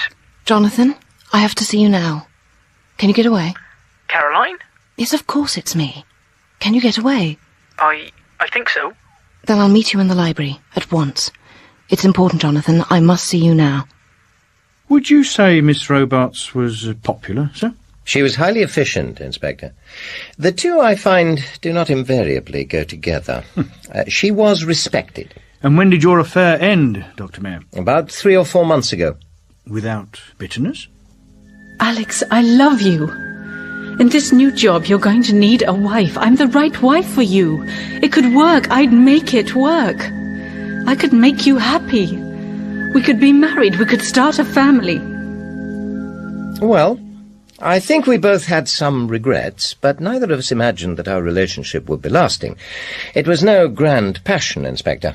Was there another man? No, none that I knew of, but then there's no reason why I should know. So, you'd be surprised to learn that she wrote to her solicitor in Norwich asking for an appointment to discuss her will, because she was expecting shortly to be married. We found the unposted letter among her papers. It's dated 25th of September. Yesterday. No, I'm afraid I can't help you, Inspector. She seemed to live a pretty solitary sort of life. Of course, it's perfectly possible that some man from her past had re-emerged and that they'd come to an arrangement. There seems to be a feeling locally that she wasn't much help to you during the public inquiry into the second reactor here. She didn't give evidence, did she? No, the fact is I decided not to involve her with the public side of our work. At several of our open days, she was less tactful than she should have been with some of the questioners. I was a visitor on one of those open days. Oh, were you, Sergeant? Someone asked her about Chernobyl. She made a remark, didn't she, about only 30 dead, so what were people worrying about? Isn't that what she said? In comparing the Chernobyl death toll with other industrial fatalities, she was making a perfectly reasonable point, though she could have done it with more tact. You see, we get rather tired of explaining to the public that the Russian RBMK type of reactor had a number of design weaknesses not shared by the Magnox, AGR and PWR designs. As a result, a similar accident here is impossible. It won't happen here, it can't happen here, and in fact it didn't happen here. All that hardly matters, sir, does it, if we get the results of it? Wasn't Hilary Robarts suing someone for alleged libel arising from that meeting? Yes, I think that's generally known. Frankly, Inspector, I believed her mistaken. She had a legitimate case, but she wasn't likely to get satisfaction by going to law. And you tried to persuade her not to, in the interests of the station? And her own, yes, I tried. Right, you'll need to know my movements yesterday. Perhaps I can give them to you now. We both have a busy day ahead, I imagine. Oh, thank you, sir. I was in London on Friday and Saturday and started back for Larksoken yesterday morning. I lunched in a pub on the way and got home at about 4. I had a cup of tea, went for a walk on the headland and was back in Martyr's Cottage about an hour later. And that would be? Oh, well, 5:30 or thereabouts. At about 7, I had a quick supper with my sister, and I left for the power station at 7:30 or soon afterwards. I was working in the computer room here last night until 10:30 when I left for home. I was driving along the coast road when I was stopped by Commander Dalgliesh with the news that Hilary Robarts had been murdered. The rest, you know. Well, not altogether, Dr. Mayer. Were you alone in the computer room? I was engaged on my research. There was no one with me in the room, though there were plenty of people on site. I have a total staff of 530, working in 3 shifts covering the 24 hours. I suppose you booked in and booked out? Well, you've seen something of the system, Inspector. Every member of staff has a signed identity badge with a photograph and a personal number, which is electronically registered when they enter the site. In addition, there's a visual check of the badge by the gate staff. So, no one could enter or leave undetected, not even the director? Least of all, the director. My check-in time will be recorded, and I was seen arriving and leaving by the gate officer on duty. And there is no other way into the station, sir, except through the guardhouse? Well, not unless you tunnel under the wire. You've been unfortunate, Dr. Mayer. 3 violent deaths of members of your staff within the space of 2 months.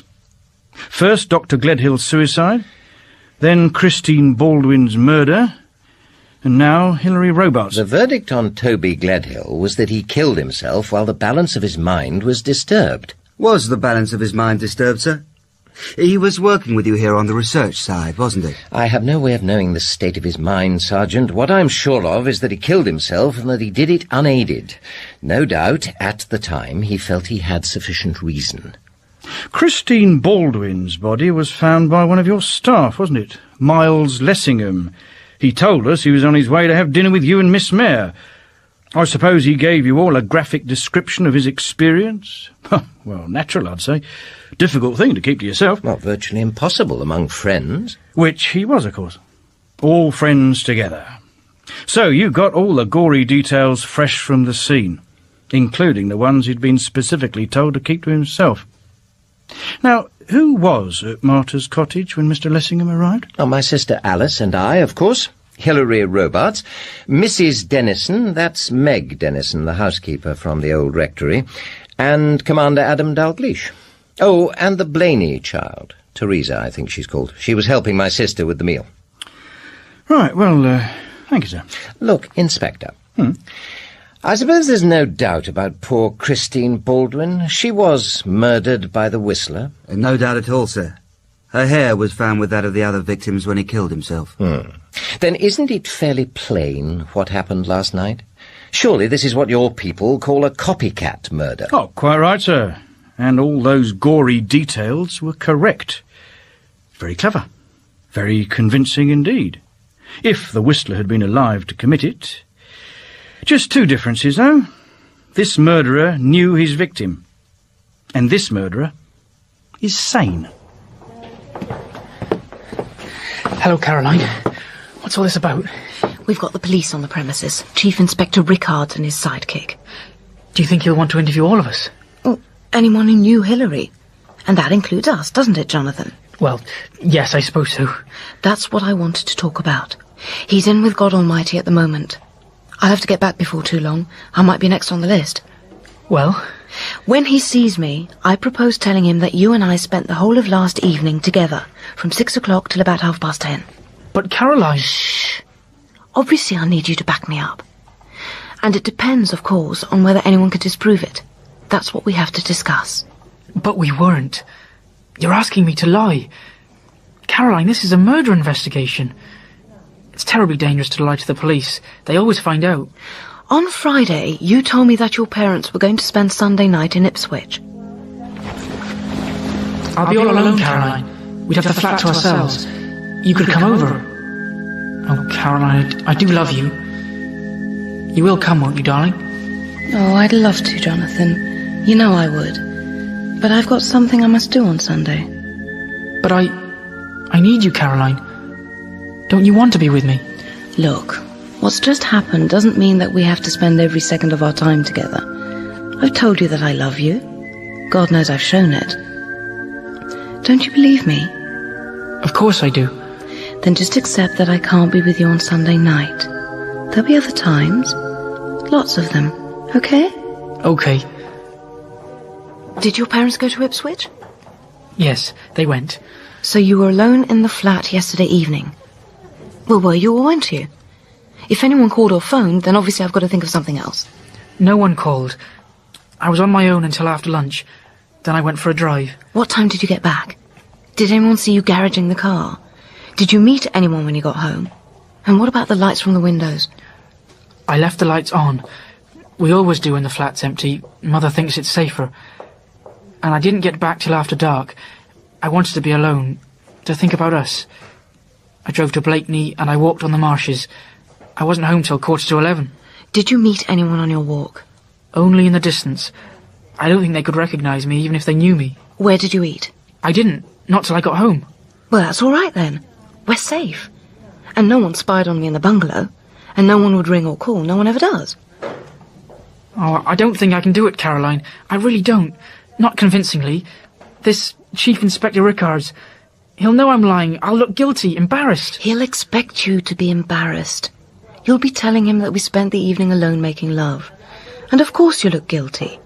He'd find it more suspicious if you didn't. Don't you see, the guilt and embarrassment will make your story more convincing. The more embarrassed you are, the better. Look, all we need do is transpose the 2 nights. Friday night becomes yesterday. Don't fabricate, don't invent. Tell them what we did, what we ate, the food, the wine, what we talked about. It'll sound true because it will be true. But what happened between us on Friday was private. It was for us alone. Sunday. It happened on Sunday. And it's not private any longer. Murder destroys privacy. We made love. No doubt the police will use a coarser word. If they don't speak it, they'll think it. But we made love in my bedroom on my bed. On Sunday. Remember? Oh, God, Caroline, I'm so sorry. It's only because I love you so much. I'm not very good at this. I've never... It's my first. Don't worry, Jonathan. It's all right. Everything's fine. Yes. Yes, I remember. Then that's all you have to tell them. But why? That's what I don't understand. Why? They won't suspect you. They can't. It's ridiculous even to think it. You got on well with Hillary. You get on well with everyone. You're the last person the police will be interested in. You haven't even got a motive. Oh, but I have. Look, I've got to get back soon. I'll be missed. I never told you this, but I really hated her father. Peter Robarts ruined Mummy. He forced her to spend her last years in poverty. It's through him I lost my chance of a decent education. Look at me. A so-called personal assistant, a dog's body.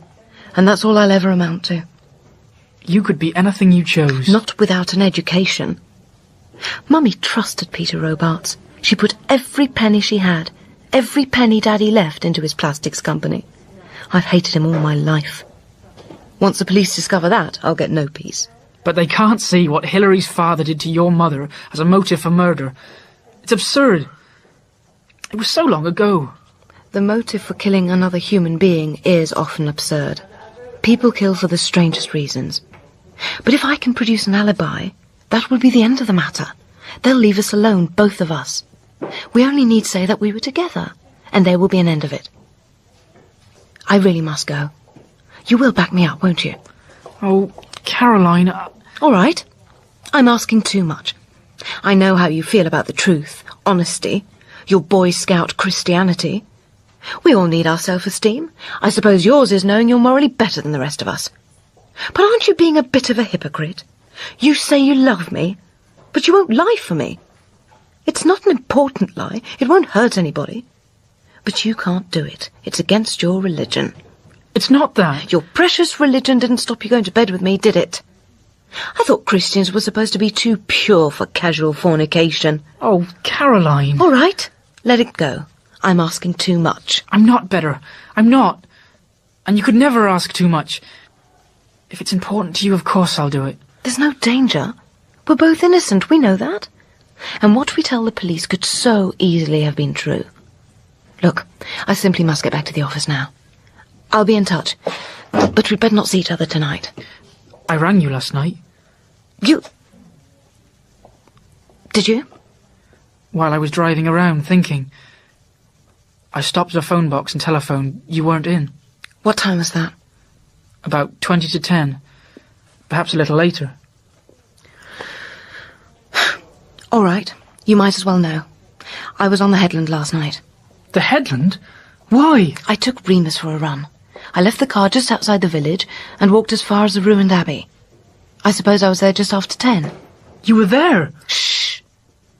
And all the time she must have been lying dead within a few yards of you. Not a few yards, more like 100. And I didn't see her killer, if that's what you're thinking. But someone might have seen you. It was bright moonlight. The headland was empty. And if the murderer was lurking in the trees and saw me, he's hardly likely to come forward. But it's not the happiest position to be in. And that's why I need an alibi. I wasn't going to tell you, Jonathan, but now you know. I didn't kill Hilary Robarts, but I was there. And I've got a motive. That's why I'm asking you to help. My darling, of course I'll help. I love you, Caroline. I won't let you down. You can depend on me.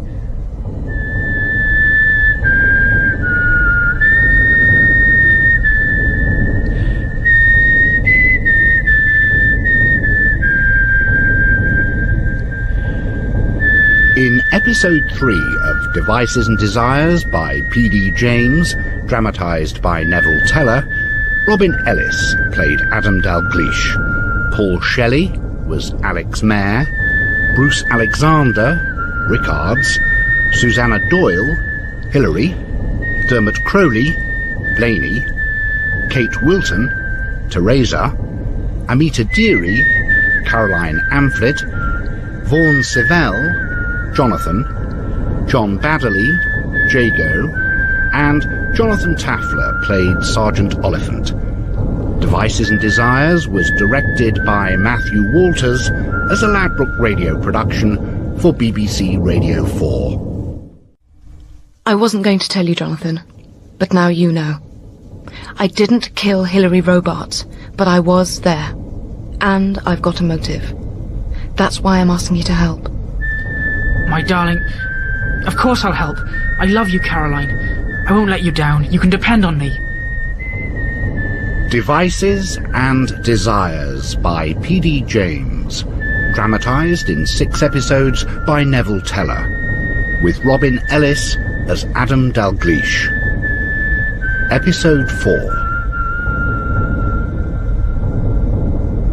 Miss Amphlett, I understand that Dr. Mayer had a relationship with Miss Robarts. Dr. Mayer never confides in me about his private life. But you're his personal assistant. You'd be in a better position to know about such things than almost anyone else. I'm not concerned with his personal affairs in any sense of the word. This habit Miss Robarts had of swimming at night, did you know about that? Yes, A lot of people did. She kept up a regular routine well into the autumn. 9 o'clock every night. Except the night she went to dinner with Dr. Mayer and his sister. Last Thursday, wasn't it? Oh, well, I don't think she was obsessive about it. You knew about the dinner party? Miles Lessingham mentioned it. Now, let's turn to yesterday evening. Miss Robarts was killed sometime after 7 o'clock. Where were you? At home, in my bungalow. I was there from about 6. Alone? No, Sergeant. I was with my boyfriend. And he is? Jonathan Reeves. When did he leave? About 10:30. And were you together all the time? All the time, Chief Inspector. All the time, Chief Inspector. Well, thank you, Mr. Reeves. We may ask you some more questions later. I understand. Thank you. He was jumpy as a cat, Gov. I think he's lying. Nah, not necessarily. Perhaps just frightened, embarrassed. Neither of them has an obvious motive, and there's no evidence that they knew the details of the Whistler's little habits. Unless this Lessingham bloke spilt the beans to Caroline Amphlett when he told her about Thursday's dinner party. Were you aware, Mr. Lessingham, of the relationship between Dr. Mayer and Miss Robarts? I thought it likely they'd been lovers. Did you know it had ended? I assumed so. Look, if you want details of Dr. Mayer's personal life, you'd better ask him yourself. I've enough trouble managing my own. But you weren't aware of any difficulties caused by the relationship? Resentment, accusations of favouritism, jealousy, perhaps? Not from me, I assure you. My interests lie elsewhere. Did you like Hilary Robarts? No. Why not, Mr. Lessingham? Does there have to be a reason? There aren't many people I like, and she doesn't happen to be one of them. I found her overbearing and insensitive. It doesn't mean I wanted her dead. And how did you spend last night, Mr. Lessingham, from about 6 o'clock? I have a 30-foot sailing boat berthed at Blakeney. I often go sailing on a Sunday. I went out yesterday on the morning tide. I was out till nearly 10 at night. The chap who berths his fishing smack next to me saw me leave. There was no one around when I berthed. Do you carry a dinghy? Mm-hmm. An inflatable. And at the risk of exciting you, I have to say I also carried my collapsible bicycle. But I didn't put ashore either at Larksoken Headland or anywhere else. Not even to murder Hilary Robarts. This portrait of Miss Robarts, did you ever see it? We all did. George Jago, the manager of the local Hero, put it up for a week in the bar. But Blaney didn't slash it. Why not? A creative artist or scientist doesn't destroy his own work. One last point. Miss Mayer's dinner party. You gave the guests a description of the Whistler's methods, including information we'd specifically asked you to keep to yourself. One can hardly arrive 2 hours late for a dinner party without some explanation. I'm afraid that keeping quiet would have needed more self-control than I was capable of at the time. And I thought they were entitled to a vicarious thrill. Besides the people at that party, did you pass on details of that murder to anyone else? To Caroline Amphlett, for instance? I did not. And now, if you've no more questions, I have a power station to run. Would you or Sergeant Oliphant care for coffee? Thank you, no, Miss Mayer. I see you're busy. Correcting proofs takes up an inordinate amount of time, Chief Inspector. I have a new book coming out for Christmas. Now, Hilary Robarts. I can't help you about her death, I'm afraid. I was here all evening. My brother gave me the news when he got home last night. But I can tell you a little about her portrait. Oh, Alice, isn't this all so horrible? May I introduce Mrs. Dennison? Meg, this is Chief Inspector Rickards and Sergeant Oliphant. Oh, I'm sorry. I'm interrupting, but I had to get out of the house. This is appalling news, Inspector. Are you absolutely certain it couldn't have been the Whistler? Not this time, madam. The timing's wrong. I told you that when I rang this morning, Meg. I just kept hoping there'd been a mistake. That he'd killed her and then himself. That Hilary Robarts was his last victim. It couldn't have been the Whistler. He was dead. I think this is what's called a copycat murder. Oh, it's horrible. It's horrible. Having started, would he go on? Like the Whistler did, death after death, no one feeling safe? I shouldn't let that worry you, Mrs. Dennison. But of course it worries me. Must worry all of us. We've lived so long with the horror of the Whistler. It's appalling to think that it's starting all over again. How much do you know about nuclear power, Mr. Dalgliesh? It might be wise to assume that I know nothing. Hello, Alex. I've asked Miles Lessingham to join us. Mr. Dalgliesh, we meet again. I've invited Mr. Dalgliesh on a tour of the plant, Miles. I'll come with you as far as I can, but I have to be back in the office by 3. Of course. That's the turbine house to our right. The reactor building and the cooling plant are behind it. We run Magnox thermal reactors here, Mr. Dalgliesh, somewhat past their sell-by date, I'm afraid. It's a type first commissioned in 1956. The fuel is uranium metal. To conserve the neutrons, it's clad in a magnesium alloy called Magnox, hence the name. Is this the type they have at Sizewell?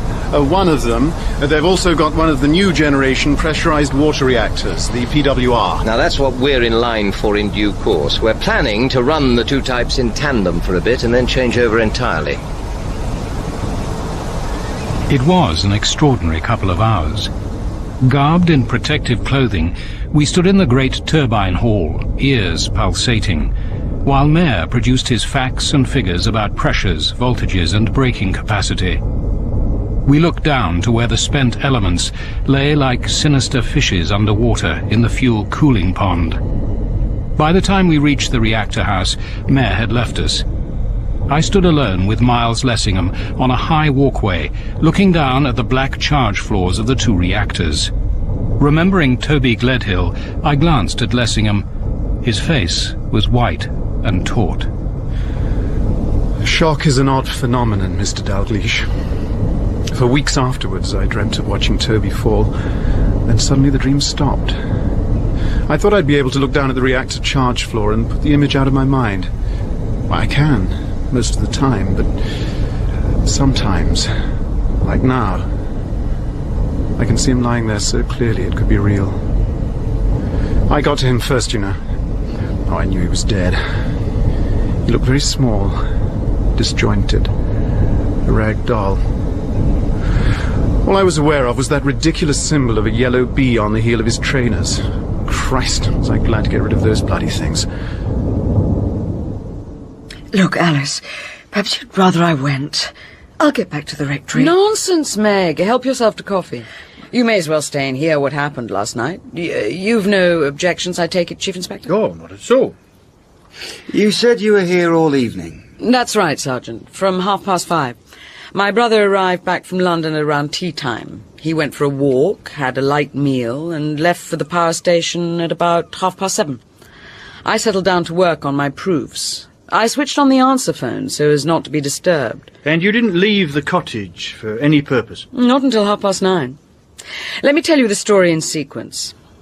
At about 8:10, it suddenly struck me that with the answer phone on, I might miss an important call for my brother. It was then that I heard George Jago's message that the Whistler was dead. You didn't ring anyone else to let them know? I knew it wasn't necessary, Sergeant. Jago runs his own information service. I came back into the kitchen and worked on my proofs until about 9:30. Then I thought I'd collect Hilary Robarts' portrait from Ryan Blaney. I'd promised to drop it in at the gallery in Norwich on my way to London, and I wanted to make an early start in the morning. I rang Scudder's cottage, but the line was engaged. Then I got out my car and drove over. I went straight to Ryan's painting shed. He said he'd leave it there for me to pick up, but it wasn't there. Exactly what happened next? I left the light on in the shed and went across to the cottage and knocked on the door.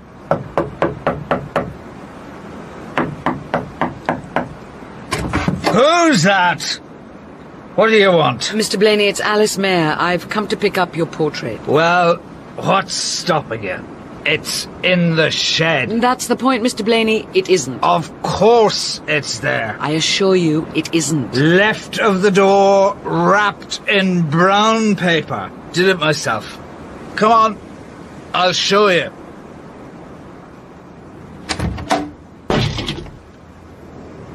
Oh, God. It's gone. Oh, God. Come on, Mr. Blaney. Let me help you back indoors. Oh. Come on. Oh, God. Come on. It's gone. Hadn't we better phone the police, Mr. Blaney? We could do it from here if your phone is working. I've been trying to get through to you, but it's been engaged. The bloody receiver's not on properly, that's why. Why not phone the police? The sooner the better. Tomorrow. Tomorrow will do. Good night. You didn't discuss the news of the Whistler's death? What was there to discuss? Neither of us were in the mood for a chat. Miss Mayor, from what you saw of Mr. Blaney that night, do you think he could have driven a car? Impossible. And he hadn't a car to drive. He had a small van, but it's broken down. Or ridden a bicycle? I suppose he could have tried, but he'd have been in the ditch within minutes. Mrs. Dennison, did you know last night that the Whistler was dead? Oh, yes. Mr. Jago phoned me too. About 10:15. He probably tried to get you earlier, but you were on your way to Norwich Station with the Copleys. No, Alice, I wasn't. I should have been, Chief Inspector, but the car wouldn't start. I had to phone Sparks. He runs the local taxi. Luckily, he could just get the Copleys to Norwich, but he couldn't bring me back. He had to go straight on to a job in Ipswich. So you were in the rectory by yourself last night? Mm-hmm, that's right. Did you leave the house at any time? No. Well, very briefly. I went out into the garden for a short while. Now, if you don't mind, I'd like to go home. Bye, Alice. No, I'll let myself out. Meg? Funny. She hasn't touched her coffee. Miss Mayor, it must have been nearly midnight when your brother got home last night. Did you ring the power station to find out why he was delayed? Certainly not. Alex isn't my husband, and he isn't my child. I don't check on his movements. I'm not my brother's keeper. But he lives with you. You do talk, don't you? For example, you must have known about his relationship with Hilary Robarts. Did you approve? To approve or disapprove would have been as impertinent as that question. If you wish to discuss my brother's private life, I suggest you do it with him. Miss Mayor, a woman has been brutally done to death, and her body mutilated. She was a woman you knew. No, I'm sorry. I'm sorry, Chief Inspector. You're quite right, of course. I'll help you all I possibly can. This won't take much longer, will it, Inspector? I've got the full pub down there and only two on duty. They can't go on managing on their own. Perhaps you don't need me, Mr. Rickard. Yeah, I think you'd better stay, Mrs. Jago, if you don't mind. We'll be as quick as we can. Now, this painting of Miss Robarts... I knew it'd bring bad luck. An evil picture, if ever I saw one. Oh, we don't see how you can say a picture is evil, my dear. Not a picture. Evil's what's done by people. Granted, it wasn't the kind of picture you'd want hanging on your sitting-room wall. Or in the bar, come to that. Pity you ever did, George. Why did you, Mr. Jago? Well, no, Sergeant, that's quite simple. Because Ryan Blaney asked me to, that's why. Well, did he hope to sell it? Oh, it wasn't for sale. Not that one. I want them to see it, I said. I want them all to see it. And who did? Well, all the customers who came in the bar. They could hardly miss it. Anyone from the headland or the power station? Oh, can't really say. I'll tell you one person who did see it, though. That's Hilary Robarts. She stood there and looked at it, and everyone fell silent. Then she walks over to the door. I've changed my mind about drinking her, she says. And out she goes. I take it she wasn't very popular. We all knew she was scheming to turn the Blaneys out of Scudder's cottage. And him a widower trying to bring up 4 kids. Was that the last time you saw her? Well, the last time George did. I saw her on the headland yesterday afternoon, only a few hours before she died. How did you come to be on the headland? Delivering the church magazine, wasn't I? Well, here they are, Mrs. Jago. The usual last-minute rush, Rector. I'm afraid so. But somehow we always seem to meet our deadline. Such an alarming word, I always think. Well, I shan't be seeing you for a while now. Why ever not? Mrs. Copley and I are off to stay with our daughter in Wiltshire. It's this Whistler business. Our daughter insists we go and stay with her. Oh, quite right. Get away, that's the best thing. So, Mrs. Dennison will be on her own in the rectory? Just for a bit. But she'll have the jumble sale to occupy her. Oh, we're getting a bit overwhelmed with all the clothes and things people are leaving at our back door. She's got an awful amount of sorting out to do. They all take a copy of the parish magazine. All except the Blaneys, of course. Well, they wouldn't be in RC. When exactly did you set off to deliver them? Oh, about 3, I reckon. Or maybe a bit after. We have a latish dinner on Sundays. And then? Then I got on me bike, put the magazines in the basket and cycled off over the headland. Who did you go to first? Neil Pascoe in the caravan. It was while I was there that Miss Robarts come driving up in a red Golf. Amy was outside with the kid. Timmy trotted over to the Robarts woman and grabbed at her slacks. He didn't mean any harm. He's a friendly little beggar. But he'd been mucking about in that muddy patch under the tap. She pushed him away. The kid fell on his bum and started bawling. And then all hell was let loose. Amy's certainly got a tongue in her head. What about Mr. Pascoe? What did he do? Just stood there, looking so white, I thought he was going to faint. Can you remember anything that was actually said? I'd sooner forget most of the swearing, thank you very much. That all came from Amy. When she'd done, Miss Robarts was in a right fury. How dare you speak to me like that? Who the hell do you think you are? You're nothing but a slut. I was thinking of dropping my legal action, that's what I came here to say. Now you can both sweat. I'm bloody well going ahead.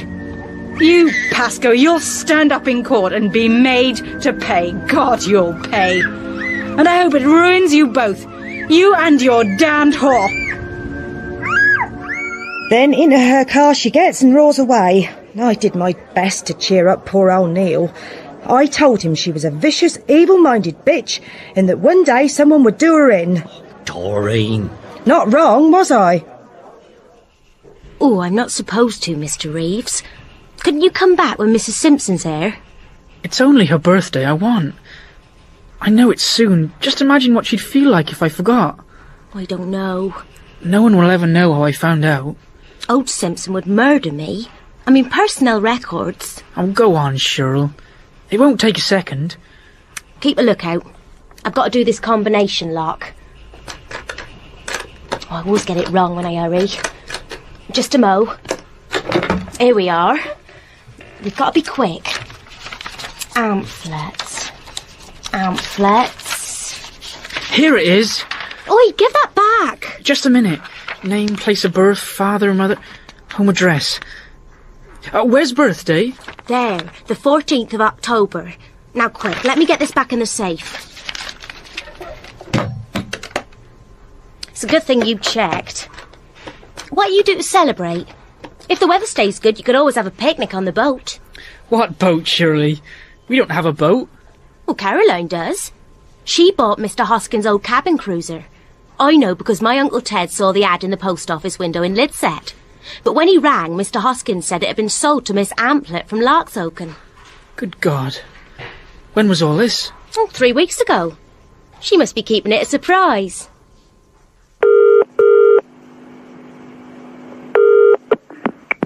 Yes? Is Miss Caroline Amplet at home, please? Who is that? I'm an old friend of Caroline's. My name's McLean. Indeed. Then how strange that I don't know you and that you apparently don't know that Miss Amplet no longer lives in London. Oh, we've lost touch with each other. Could you give me her address? I don't think I'd care to do that, Mr. McLean, but if you leave a message, I'll see that it reaches her. Is that her mother speaking? No. This is Miss Beasley, the housekeeper. Does Caroline still work at Larksoken Power Station? If you know that, Mr. McLean, then I cannot imagine for 1 second why you bothered to ring me. Goodbye. Tuesday, the 27th of September. It was after 10:30 at night when Rickards came for the second time to Larksoken Mill. Just as it comes, thanks. How's your wife? Oh, she's fine. Cheers. Cheers. Well, now that the Whistler's dead, I suppose she'll be coming home. Well, you'd think so, wouldn't you? No, I'd like it. She'd like it. There's just a little problem of Sue's ma. Doesn't want her Sue mixed up with any unpleasantness, especially murder. Well, with the baby due. It's difficult to isolate yourself from unpleasantness if you marry a police officer. As far as Ma's concerned, this new murder's as good an excuse as the Whistler for keeping Sue with her. How's the investigation going? Well, 1 or 2 leads. I've been looking into Hilary Robarts' background.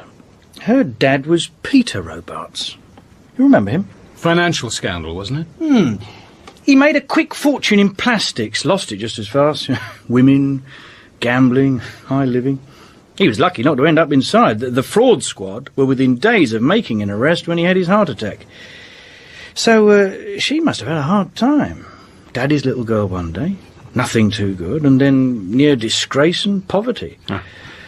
Mind you, I'm not sure all this is relevant. Nothing about the victim is irrelevant. Victims die because they are uniquely themselves. Well, this one's left precious little to go on. There's nothing worth finding in that cottage, except the letter to her solicitor about getting married. We've spoken to him, of course. He doesn't know the name of the man, nor does anyone else. Seen her will. She left everything to Alex Mayer. But I can't see Mayer killing her for £12,000 in a derelict cottage with a sitting tenant. She was his mistress, incidentally. Did he tell you that? Well, Morley's had to, didn't he? He's too intelligent to keep back information he knows we're bound to discover sooner or later. His story is that the affair was over by mutual consent. He expects to move to London. She wanted to stay here. Cyril Alexander Mayer. He's dropped the Cyril. Probably thinks Sir Alexander sounds better. By the way, he showed you around a power station yesterday, didn't he? Well, most of the talk was technical, all about reactors. Miles Lessingham showed me the high fueling machine from which Toby Gledhill fell to his death. It did strike me that Gledhill's suicide might have a bearing, but I just don't see how. It obviously affected Lessingham quite a lot. There was a rather cryptic exchange at the mayor's dinner party between him and Hilary Robarts. I'm surprised you weren't treated as a suspect. After all, you were first on the scene. And this is the second time you've been, well, almost in at a death. It's becoming quite a habit. But there's a difference, isn't there? I had to watch Toby die, remember? And this time no one will even try to pretend it isn't murder. Ah, yes, the dinner party. I reckon that cosy little gathering is at the nub of this case. Something I wanted to ask you about that. That child, Teresa Blaney, exactly how much of the conversation about the latest Whistler victim did she overhear? Well, some of it, certainly. But I couldn't say how long she was in the dining room. So she could have heard about the cut on the forehead and the pubic hair. But would she have told her father about the hair? Would a young girl tell that to a man? Today's kids say anything to anyone. Well, to cast Blaney as chief suspect, I think you'd have to show beyond doubt that he knew the precise details of the Whistler's M.O. In any case, doesn't Blaney have an alibi from Miss Mayer? She says he was drunk and at home by 9:45. What about Teresa? Wasn't her story that she went to bed at 8:15 and came down just before 9 for a drink? That's what she said. But I'm pretty sure that child would confirm any story her dad chose to tell her. God, I hope to God it's not Ryan Blaney. Those kids have lost enough already. But, well, he's got the strongest motive of all. He certainly hated Hilary Robarts. Yes, and it's not only that she was trying to force him out of Scudder's cottage. It goes deeper than that. Something to do with his wife, maybe. Well, he seems to blame her for his wife's death. But didn't George Jago ring him up on Sunday evening? That's what Jago told me. He says he phoned at 7:30. Hello? Hello? Oh, it's Mr. Jago here, Teresa. Is your dad about? He's painting, Mr. Jago. He's out in the shed and he said I wasn't to disturb him. Oh, well, that's all right, but I got a very important message for him. Will you make sure he gets it as soon as it comes in? Yes, of course I will. Will you tell your dad the Whistler is dead? Killed himself just now over East Haven. Can you remember that? Of course I can, Mr. Jago. I'll tell him. That's what Jago told her. No mention of times, nor of the hotel. Blaney could have assumed the body was found in open country. East Haven's just down the coast. This is his chance. He can kill Robarts and everyone will assume that the Whistler has claimed his last victim and then done away with himself. But what about the Slash portrait? I mean, are we safe in assuming that it isn't directly connected with the murder? Quite frankly, I can't see Blaney destroying his own work. Yeah, that portrait's a puzzle, I'll grant you. And if you believe Miss Mayer, the case against Blaney collapses anyway. She says she saw him at Scudder's cottage at 9:45, and that he was half drunk. Granted, he could have feigned that. But what he couldn't do was kill Hilary Robarts at 9:20 and get home by 9:45, not without the use of a car he didn't have. She's given him an alibi which I don't think you'll be able to break. But he hasn't given her one, has he? Her story is that she was alone in Martha's cottage until she left just after 9:30 to collect the portrait. And she has a motive. Hilary Robarts was her brother's mistress. Now, I know he tells us it was all over, but we've only his word for that. Suppose they'd planned to marry when he goes to London. Alice has devoted her life to her brother, unmarried. Why give way to another woman just when Mayor is about to achieve his ambition? The Mayors live quite separate lives. She's a highly successful writer, very much her own woman. Yeah, all right, but well, look, take another scenario. Suppose he's tired of Robarts and she's pressing him to marry her. Suppose she's making herself a nuisance. Emotional blackmail. Well, wouldn't Alice, Mayor, feel like doing something about that? Like devising and carrying out a singularly ingenious murder? Isn't that carrying sisterly devotion a bit far? Robarts could hardly blackmail him with the relationship itself, since neither was married and there was no scandal involved. And I can't see anyone coercing Alex Mayor into something he didn't want to do. Yeah, and if somebody tried, that might turn him vicious. True.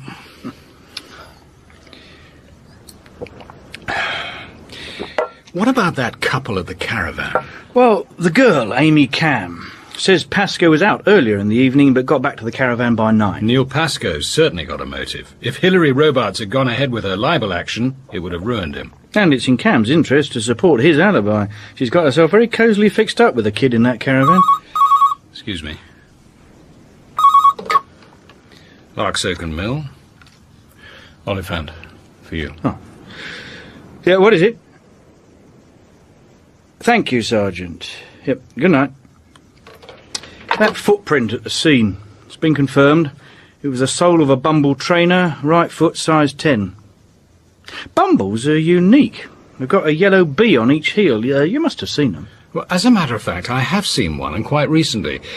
Last Wednesday, the day I arrived, I took some of my aunt's clothes to the old rectory for the church jumble. They keep a couple of tea chests in the scullery, inside the back door, and people just leave their things. I saw the heel of a Bumble trainer among some other shoes. I think it's possible they were Toby Gledhill's.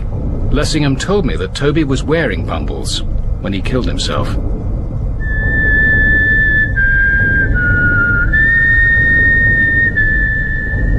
In episode 4 of Devices and Desires by P.D. James, dramatised by Neville Teller, Robin Ellis played Adam Dalgliesh, Suzanne Bertish was Alice Mayor, Susannah Doyle, Hilary Robarts, Bruce Alexander, Rickards, Emily Richard, Meg Dennison, Dermot Crowley, Blaney, Dominic Jephcott, Miles Lessingham, Amita Deary, Caroline, Vaughan Sivelle, Jonathan, Kate Wilton, Teresa and Shirley, John Baddeley, Jago, Joanna Brooks, Mrs. Jago, Paola Dionizotti, Miss Beasley, Jonathan Taffler, Oliphant, and David Enders played the Reverend Copley. Devices and Desires was directed by Matthew Walters as a Ladbroke radio production for BBC Radio 4. That footprint at the scene, it was the sole of a Bumble trainer. Now, Bumbles are unique. They have a yellow bee on each heel. You must have seen them. Well, as a matter of fact, I have seen one. Last Wednesday, I took some of my aunt's clothes to the old rectory for the church jumble. I saw the heel of a Bumble trainer among some other shoes. I think it's possible they were Toby Gledhill's. Lessingham told me that Toby was wearing Bumbles when he killed himself.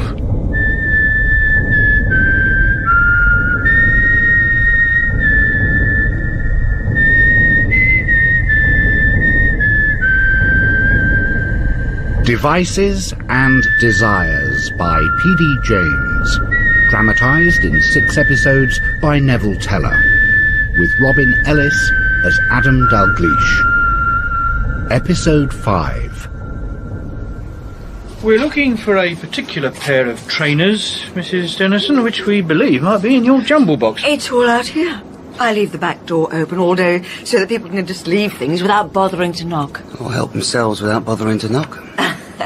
This is Larksoken, Sergeant, not London. Do you mind if I... Oh, please, go ahead. Mrs. Dennison, this is the sort of shoe we're looking for. It's known as a Bumble trainer. Was a pair ever in that box? Yes. Mr. Lessingham brought them in. They were among that young man's things, the one who killed himself up at the power station. Toby Gledhill. Yeah, did Mr. Lessingham just leave everything here? Oh, no. There was too much of it. He rang at the front door. It was towards the end of August, I think, with a suitcase full. We unpacked the clothes together. I remember putting the trainers in a plastic bag. It's nothing, sir. And when did you last see the trainers? I can't possibly remember that, Chief Inspector. Would it surprise you to learn that we have a witness who saw the trainers in this box last Wednesday morning? You can't have been listening to what I said, Sergeant. I've no idea when I last saw the shoes. So how could it surprise me to learn when somebody else last saw them?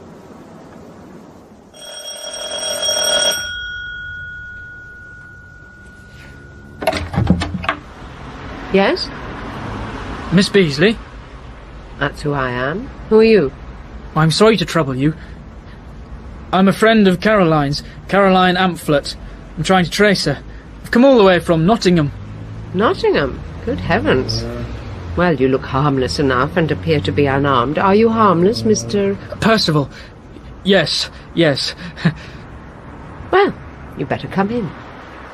Mrs. Dennison, when was it decided that the Reverend and Mrs. Copley should go and stay with their daughter? Last Friday, after Christine Baldwin was murdered. I was to drive them to Norwich to catch the 8:30 on Sunday evening. But you didn't drive them to Norwich, did you? Well, I've already explained that, Sergeant. The car wouldn't start. And when did you discover that, madam? As we were due to leave. Could you describe exactly what happened? Well, at about 6:30, while the Copleys were finishing packing, I drove the car round to the front door. I finally got them into it at about 7:15. Then it wouldn't start. So I rang Mr. Sparks at Lidset Garage and arranged for him to take them in his taxi. But without you? Oh, well, I felt bad about that. But Mr. Sparks could only take the job if he could go straight on to Ipswich, where he had to pick up a fare. Where is the car normally kept, Mrs. Dennison? In the garage. Locked? There's a padlock. I don't suppose it's all that secure, but it was locked when I went for the car. 3/4 of an hour before you needed to leave. Is that significant? It could be. Why so much time? Oh, have you ever tried to load a car for 2 elderly people who are leaving on an indefinite stay? And while it stood there in front of the house, was it continually under your eye? Of course not, Chief Inspector. I was busy checking that the Copleys had everything they needed. Are you suggesting someone sabotaged it? Well, that would be a little fanciful, wouldn't it? This is Larksoken, not London. I agree. So, Mr. Sparks came in his taxi, and after that you're on your own. And when at 9:45 Mr. Jago rang from the local hero to tell you that the Whistler's body had been found, what did you do then? Well, by then the Copleys were well on their way. I rang their daughter and told her, and she said that since she'd made all the arrangements, they might as well stay for a week. Mrs. Dennison, one of my officers has seen Mr. Sparks. He was anxious to reassure you that the Copleys were safe on their way, and he rang you on his car phone at about 9:15. But he could get no reply. I must have been in the garden. It was a beautiful moonlit night. I didn't want to stay in the house. Even with the Whistler, as you thought, still at large? You went no further than the garden? I did not, Chief Inspector. Yet you didn't hear the telephone? It's a very large garden. But it was a very quiet night, madam. So you're a friend of Caroline's? You surprised me, I'm afraid I've already forgotten your name. Percival. Charles Percival. I met Caroline in Paris the year before last. We went round the Louvre together. She gave me her address, but I lost it. How careless. So you waited all this time and then decided to trace her. Why now, Mr. Percival, when you have controlled your impatience for the last 2 years? Well, I happened to be in London. I'm down from Nottingham. I looked up Amphlett in the telephone directory. It was impulse, really. Oh, as you see, she's not here. In fact, she hasn't lived here since she was 17. And as I'm only the housekeeper, it's hardly my place to hand out information about the family's whereabouts to casual callers. I'm sorry I've offended you. I was just hoping to see her, or her mother. You haven't offended me, Mr. Percival. But I'm afraid you can't see Mrs. Amphlett either. She goes to Italy in late September, and then flies to Spain until the spring. I'm surprised Caroline didn't tell you. As you know, a wealthy woman needn't endure the English winter. But I thought Caroline told me her mother was poor, that she lost all her money investing in Peter Robart's plastics company. Caroline could have told you nothing of the sort. Her mother inherited a fortune when she was 21, and she's never lost a penny of it. It was my small capital, £10,000, in case you're interested, which was unwisely invested in the schemes of that shark. But Caroline would hardly confide my personal tragedy to a stranger. She did talk of you. That's how I knew your name. Did she indeed? You do surprise me, Mr. Percival. Although, as I was her nanny... ridiculous expression, you could say I brought her up. Unfortunately, the Amphletts have never valued their daughters. Her brother was killed in a car crash when he was 15. Caroline survived without a scratch. Her parents never forgave her. They made it plain the wrong child had been killed. Caroline's father was in the army, wasn't he? A brigadier, correct. And now I expect you'll want to be on your way. Well, if you don't think you can give me Caroline's address... I'm afraid not. If you care to leave a letter, I'll see it gets to her. You can write a note at that bureau. Oh, thank you. I think I'll write later. I'll post it to this address if I may. As you wish. Caroline's old friends are suddenly very anxious to get in touch with her. You didn't phone on Tuesday, did you, Mr. Percival? No. No. He didn't sound like you. Scottish, possibly. Whereas your voice is without character or distinction. This way, Mr. Percival. Your visit may have been less productive than you hoped, but I expect you got what you came for. Down here. Pretty snug down here, don't you think, Chief Inspector? Yeah, very nice, sir. Is this the boat you were sailing last Sunday night? I wouldn't say sailing exactly, Chief Inspector. There wasn't enough wind. Well, this is the boat, all right. I'd like you to take a look at these trainers, sir. You ever seen a pair like these? Of course I have. They're Bumbles. But Toby Gledhill had a pair. After he killed himself, his parents asked me to clear out his clothes. And they were among his things. Actually, they were brand new. He bought them about a week before he died. He only wore them once, on the day he committed suicide. And what did you do with them, Mr. Lessingham? I took them with the rest of his clothes to the old rectory for the next church jumble sale. I read about Dr. Gledhill's suicide, of course. They said he had a great future ahead of him. He was a creative scientist, Chief Inspector. Brilliant. The mayor will confirm that if you ask him. He's due to publish their long-awaited joint study before he leaves. Toby was only 24. He could have become anything. It's no use trying to explain Toby to you. You wouldn't understand. Well, are you sure about that, Mr. Lessingham? Very sure. So why don't we keep it simple, huh? Stick to the facts. He was an exceptional person. He was clever, he was kind, he was beautiful. If you find just one of those qualities in a human being, you're lucky. If you find all three... I was in love with him. He knew, because I told him. He wasn't in love with me, and he wasn't gay. Not that this is your business, but if you're determined to be interested in Toby, you may as well get it right. I appreciate your frankness, sir. So you didn't have a sexual relationship with him? What the hell has that to do with Hilary Robart's murder? Well, possibly nothing at all, in which case the information will be kept private. We spent one night together 2 weeks before he died. As I said, he was kind. It was the first and the last time. Did Hilary Robarts know about this? What possible relevance... All right, Sergeant. It's your job to do the scavenging. As it happens, yes, she knew. And she found out by one of those 1 in a million chances. She happened to take a day's leave on that particular day, and she happened to drive past my house on that particular morning. Toby and I were leaving. It was just after 7:30. Did she talk to Dr. Gledhill about it? Oh, yes, Sergeant. She spoke to Toby, all right. That's the reason he killed himself. Are you suggesting she blackmailed him? I'm suggesting he was unhappy and uncertain about every aspect of his life, personal and professional. She knew that and used it. But you can give us no concrete evidence of her responsibility for his death? He spoke to me that day. He said, "Tell Hilary she doesn't have to worry. I've made my choice." So you have a motive for her murder, sir? Damn right. But I didn't do it. And you'll find no concrete evidence that I did.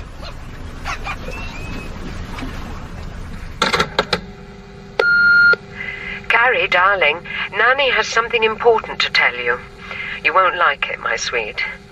Nanny's had a phone call and also a visitor. 2 strangers asking questions. Or it could have been the same man. Yes, it really could. I wonder... They were neither of them very convincing. Nanny didn't believe them, darling. The one who turned up.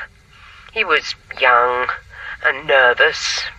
Mind you, that might be just the kind of person they would send to put Nanny off her guard. They know how to select the right man for the job. We know that, don't we, my sweet? My own darling, you must be careful. You will be careful, won't you, Carrie? Good morning. Morning. Lovely day for the time of year. Yes, it is. Look, I'm sorry if I seem impertinent, but could I ask you where you got those shoes? You're not about to claim ownership, I do hope. No, nothing like that. They're not mine. Well, that's good. To begin an acquaintance, however brief, with a dispute over property is always a mistake. Property's a concept I've not much time for. I can imagine. No, I was wondering how long you'd had the shoes. Shoes? As a description does them too much credit, sir. In today's parlance, I believe they're commonly referred to as trainers. One picks up a great deal of common parlance on the road. My name, incidentally, is Jonah. And mine is Adam Dalgliesh. Well then, Adam Dalgliesh, give me one good reason why I should answer your question, and you shall have an answer. I will. On Sunday night, a woman was strangled on the beach not far from here. The police found a distinct footprint near the body, and they're looking for a pair of Bumble trainers. Well, that's clear enough. You talk like a policeman. I'd be sorry to hear that you are one. Well, this isn't my case, but I am a policeman, I'm afraid. And these are Bumble trainers, are they? It's the yellow bee on each heel. Are you telling me that I now have on my feet the shoes of a murderer? It is possible that these are what he was wearing when he murdered that woman. Have you heard of the Norfolk Whistler? Is it a bird? A serial killer. And these trainers are his? No, he's dead. This latest killing was made to look as if he were responsible. Are you telling me that you haven't even heard of him? I sometimes see a newspaper when I need paper for more earthly reasons, but I seldom read them.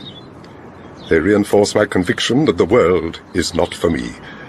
I seem to have missed your murdering Whistler, so... What am I expected to do now, Adam Dalgliesh? Well, if you wouldn't mind coming home with me, I could telephone the officer in charge of the case. My car's just up here. Lead the way, sir.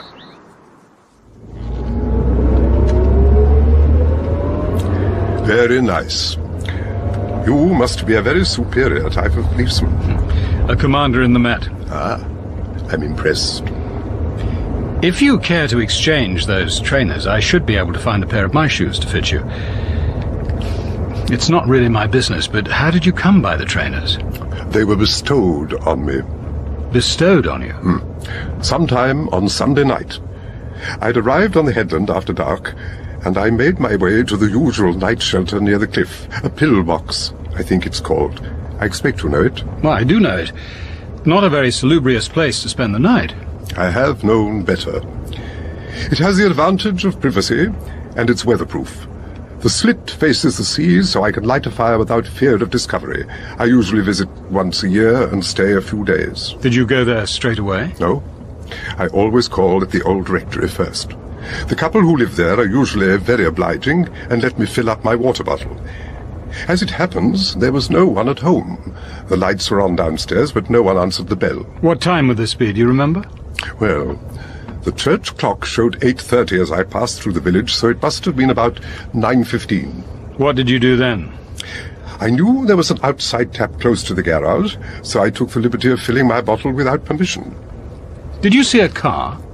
There was one standing in the drive. And then? Then I went straight to the pillbox. I was very tired. I drank some of the water, ate a little bread and cheese, and fell asleep. The shoes were thrown in sometime during the night. I found them next morning. As I turned over, I felt something hard beneath me. It was one of the shoes. The other I found near my foot. So you accepted them? As a gift from God? Wouldn't you? You'll find my old shoes in the pillbox. And you put these on? Oh, not straight away. They were too damp. Someone had washed them very thoroughly.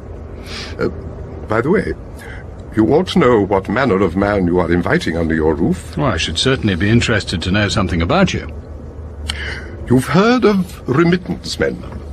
The black sheep of the family, sent off to the colonies on an allowance, provided they never return. I, sir, am a modern example.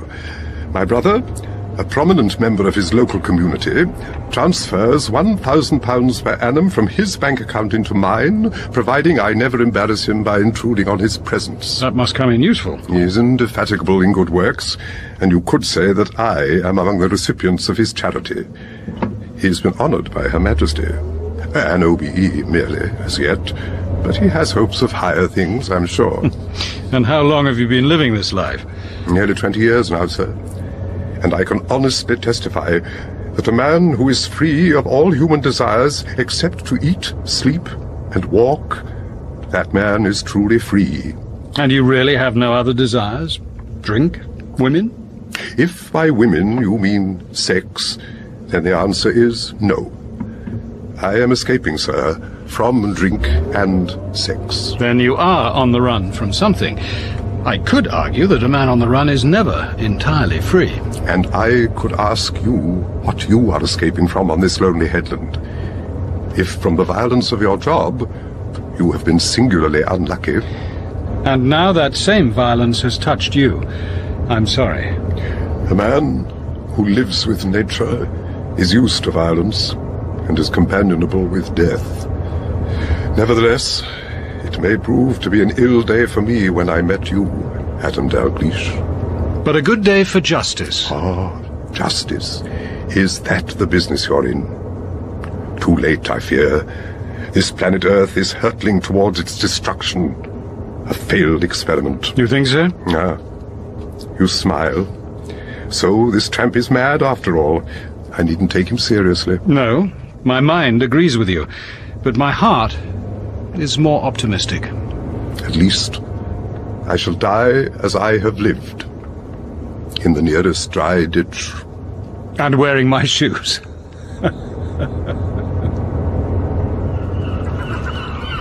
Hey! Hey there! Caroline! What the hell do you want, Jonathan? To talk to you. I've been following you since you left the bungalow. I know that, you fool. You've been in my mirror practically the whole way. Caroline, I have to talk to you. Then wait until tomorrow. Or stay where you are if you must. We'll be back in an hour. Where are you going? What are you doing? For Christ's sake, what do you think I'm doing? This is a boat, my boat. Out there is the sea.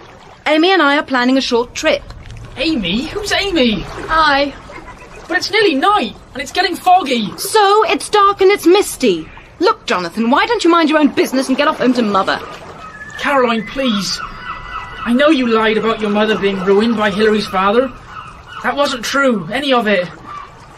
Look, if you're in trouble, I'd like to help. I am not in trouble, and if I were, you'd be the last person I'd turn to.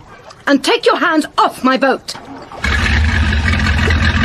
You never told me you had a boat. There are a great many things I didn't tell you. It wasn't real, was it? Any of it. You don't love me. You never loved me. Laugh? Take a good long look at yourself in front of a mirror. How could you ever have imagined it was real? This is real. Amy and me. She's why I stay at Larksoken, and I'm why she stays. Now you know. You used me? Yes, I used you. We used each other. That's what sex is. And if you want to know, it was bloody hard work. And it made me sick. It's very good of you to invite me in, Mr. Dalgliesh. We haven't actually met, but I expect you've heard of me. I'm Neil Pascoe from the Caravan. I'm sorry for butting in when you want some peace. If it's about the murder, then you ought to be speaking to Chief Inspector Rickards, not me. This isn't my case. I wouldn't have come if there were anyone else I could talk to. There are things I can't discuss with Amy. As long as you remember whom you're talking to. A policeman. Like the priesthood, isn't it? Never off duty. It's not in the least like the priesthood. There's no seal of the confessional, and there's no absolution. As long as you understand. It's about Toby Gledhill, the boy. Well, he was a boy, really, who killed himself at the power station. I've heard about Toby Gledhill. Then I expect you know he held himself down on top of the reactor. That was on Friday, the 12th of August. 2 days before, on the Wednesday, he came to see me. Really? At about 9 in the evening. I was in the caravan with the baby. Timmy. Amy had taken the van into Norwich to do some shopping, and there was a film she wanted to see. Then there was this knock, and there he stood. Did you know him? I knew who he was. I'd seen him at those open days at the power station. I couldn't think what he wanted, but he said he had something important to say to me. I suggested we take a walk along the shore. I lifted Timmy out of his cot and put him into the backpack, and we set off. I'll come straight to the point, Mr. Pascoe. You're running people against nuclear power. And your living depends on nuclear power. We can't have all that much to say to each other. That's just what I want to talk about. I've come to the conclusion that nuclear power is too dangerous to use. Are you serious? Deadly. Until we've solved the problem of radioactive waste, I believe we oughtn't to build any more nuclear power stations. It's not only dangerous, it's corrupting. What's brought you to this conclusion? A number of things. Chernobyl, for one. But there's something else that's helped. Some research I'm doing. So what are you going to do? Resign. I won't go on working in nuclear power. And are you prepared to help us in Panup? I think I have a moral obligation to. It won't be easy for me. I not only like my colleagues, I respect their integrity.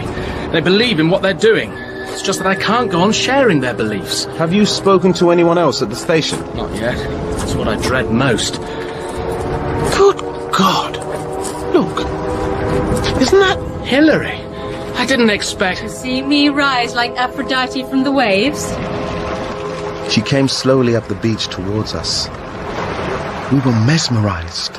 She looked magnificent. The drops of water glistening on her skin, and that locket she wears resting between her naked breasts. It's nice to see you, Toby. Why not come down to the cottage for a drink and a meal? Such harmless-sounding words, but they weren't. He couldn't resist her. I don't suppose I would have been able to either. She was offering him security, success, respect, love. What could I give him but trouble, even disgrace? I knew what would happen in the cottage if he went with her, and he knew too. She turned her back on us, absolutely confident that he'd follow her. And he did. 2 days later, he killed himself. If it hadn't been for that meeting on the beach, I think he'd be alive now. He just couldn't take any more. Why are you telling me this? Because I'm not sure if it's relevant. Something Rickard should know about. They're both dead. How can he help catch Miss Robarts' killer? Of course it's relevant. You're suggesting that she was blackmailing Toby Gledhill into staying in his job. If she could try that on one person, she could try it on another. Someone who might strike back. Pascoe's description of Hilary Robarts walking out of the sea had been remarkably vivid, but one detail was wrong. I remembered Mayor's words as he stood looking down at the body. That locket round her neck. I gave it to her for her birthday 3 weeks ago. Hilary Robarts was murdered on Sunday the 25th of September. Pascoe had undoubtedly seen her walking out of the sea with the locket resting between her naked breasts, but it couldn't have been on the 10th of August, so it must have been on some other occasion. Who was that creep? Just a man from Larksoken. His name's Jonathan Reeves. He's not important. Why'd you tell him all those lies? We're not lovers. Because it was necessary. What does it matter anyhow? It matters to me. I'm going to find him and tell him the truth. That's the one thing you won't be able to do, I'm afraid. Why not? Because we're not going back. What the bloody hell are you talking about? You said we'd be gone about an hour. You said we were going to meet some comrades offshore and get new instructions. We're not going back. Get that through your thick head. When I recruited you in that London squat, I didn't tell you the truth. I didn't know how far I could trust you. Anyway, I didn't know the whole truth myself. That's the way the operation works. What truth? I've got to get back to Timmy. Operation Birdcaw's nothing to do with animal rights. Threatened whales, sick seals, abandoned dogs, and all the other spurious miseries you agonize over. It's something far more important. It's to do with human beings and their future, with how we organise our world. Turn the boat round. We've got to go back. Oh no. We've still got a long way to go. We're meeting them at a precise spot. I hope this mist doesn't thicken. Who? Who are we meeting? I don't know their names. We are all of us told only as much as we actually need to know. But my instructions were that if Operation Bird Call was blown, I was to ring a number and activate the emergency procedure for getting me out. That's why I bought this boat. I made sure it was always ready. I was told precisely where they'll pick us up. Then they'll get us into Germany, provide false papers, a new identity, and get us work. Not for me, they bloody won't. They're terrorists, aren't they? And you're one too. You're a bloody terrorist. And what else are the agents of capitalism? What are the armies, the police, the courts? What are the multinational corporations who keep 3/4 of the world's population poor and hungry? Don't use words you don't understand. And don't you patronise me. I understand what a terrorist is. What were you planning to do, for Christ's sake? Sabotage the reactor? Release all that radioactivity? Kill everyone on the headland? Kill Timmy? We wouldn't need to. The threat would be sufficient once we'd taken over the power stations. Stations? How many? Where? One here, one in France, one in Germany. We don't need armies to change the world. All we need are a few trained, intelligent comrades. Much more cost-effective in human life than the militaristic industry of death in which my father made his career. Oh, God. Take me back. I want Timmy. I want Neil. I can't do that, Amy. And if you didn't want to be part of all this, why did you kill Hilary Robarts? What? Do you think we wanted a murder investigation centred on Larksoken? Are you out of your mind? I didn't kill her. Then who did?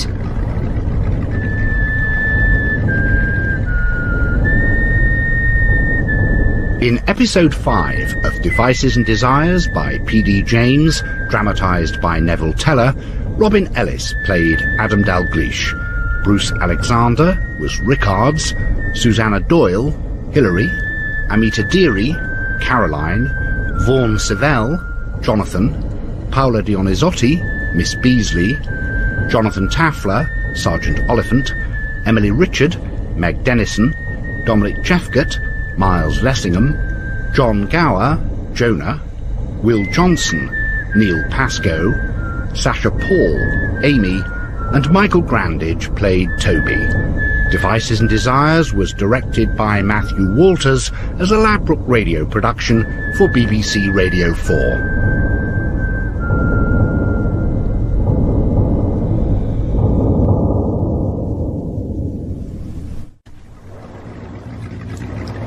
What were you planning to do, for Christ's sake?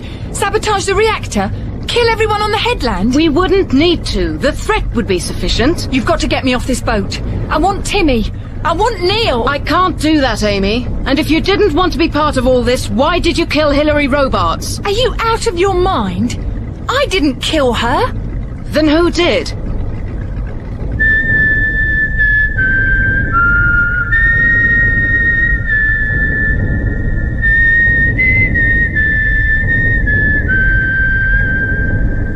Devices and Desires by P.D. James, dramatised in 6 episodes by Neville Teller, with Robin Ellis as Adam Dalgliesh. Episode 6. I thought it was you who killed her. Me? Why should I kill Hilary Robarts? Because she'd found out about Operation Bird Call. Isn't that why you're running? But that's nothing to do with the Robarts woman. She didn't find out, but somebody did. Somehow the security services got a lead and started checking up on me. That last postcard you hid in the Abbey ruins, it was put back the wrong way. Someone had read it, and they've been sniffing around my mother's flat. My old nanny still lives there, and she rang to tell me. They've checked up twice, once by phone, and then someone called round. I didn't wait after that. I sent the signal to say I was getting out. But suppose you're wrong. What will they do, the people you work for? You've blown Operation Bird Call. It'll make no difference in the long run. What have you done about your dog? Did you feed him? Leave him water? Of course not. This has to look like an accident. They've got to believe we're lesbian lovers who went for an evening boat trip and were drowned. They've got to find Remus hungry and thirsty. They may not start looking till Monday. They'll be frantic. You heartless bloody bitch. Dogs, whales, seals, is that all you can think about? You couldn't have believed we were going to all that trouble over a few butchered seal pups. I want Timmy. I want my baby. Won't your parents take him? Are you crazy? I told you my stepfather knocked me and my mum about. When he started on me, I walked out. You think I'd let that pig have Timmy? Well, there's Pascoe. By the way, are you sure he knows nothing? Of course he doesn't. Neil and I weren't even lovers. This is a place.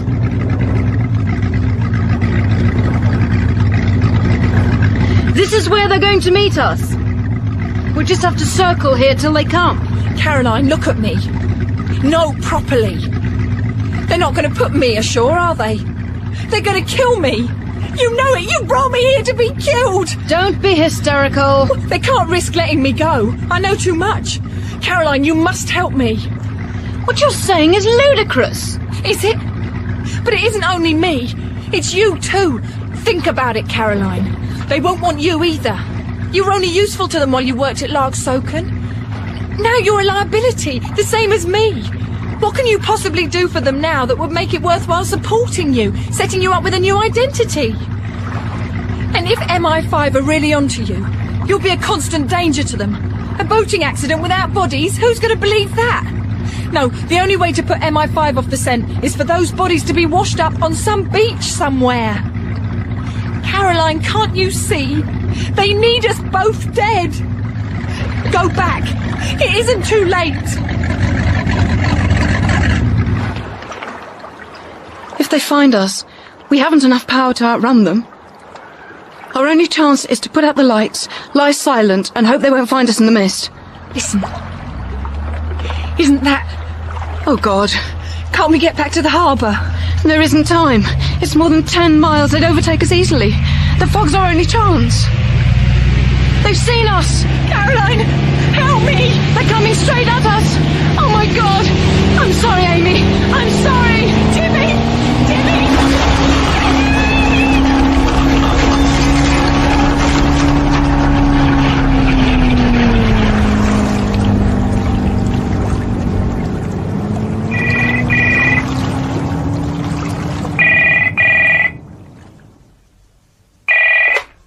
(90935). Gov, Oliphant here. Oh, yes, Sergeant. I thought you ought to know. Jonathan Reeves has rung HQ. He says Caroline Amphlett and Amy Cann have gone boating together.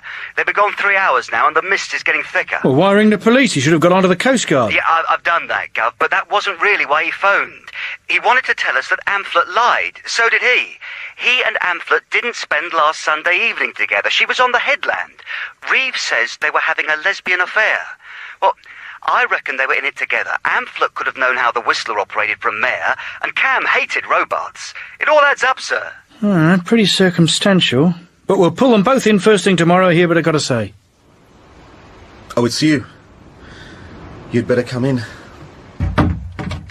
Want a beer? Oh, there's tea. Nothing, thanks. I burned all my pan-up records, you know. Out on the beach. You probably guessed.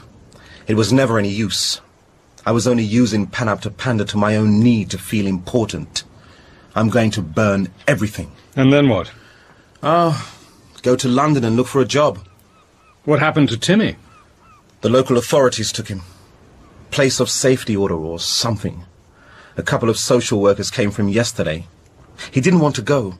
They had to tear him from my arms. I don't suppose they had any choice. He couldn't have stayed here with you indefinitely. Why not? I cared for him for over a year. You know what really gets to me is the deception. I thought she cared. Oh, not about me, but about what I was trying to do. She was using me, using this place to be near Caroline. But they can't have seen very much of each other. How do I know? When I wasn't here, she probably sneaked out to meet her lover. Timmy must have spent hours alone. Sometimes, on Sunday afternoon, she used to go out quite blatantly, telling me she was off to meet her lover in the sand dunes. I thought it was a joke. And all the time she and Caroline were out there making love, laughing at me. You've only got Jonathan Reeves' word for that. Caroline could have been lying. No. They used us both. Reeves and me. Amy never wanted me near her. And when she came in from those Sunday walks, she was shining with happiness. You can't really believe that Amy connived at murder. I don't know!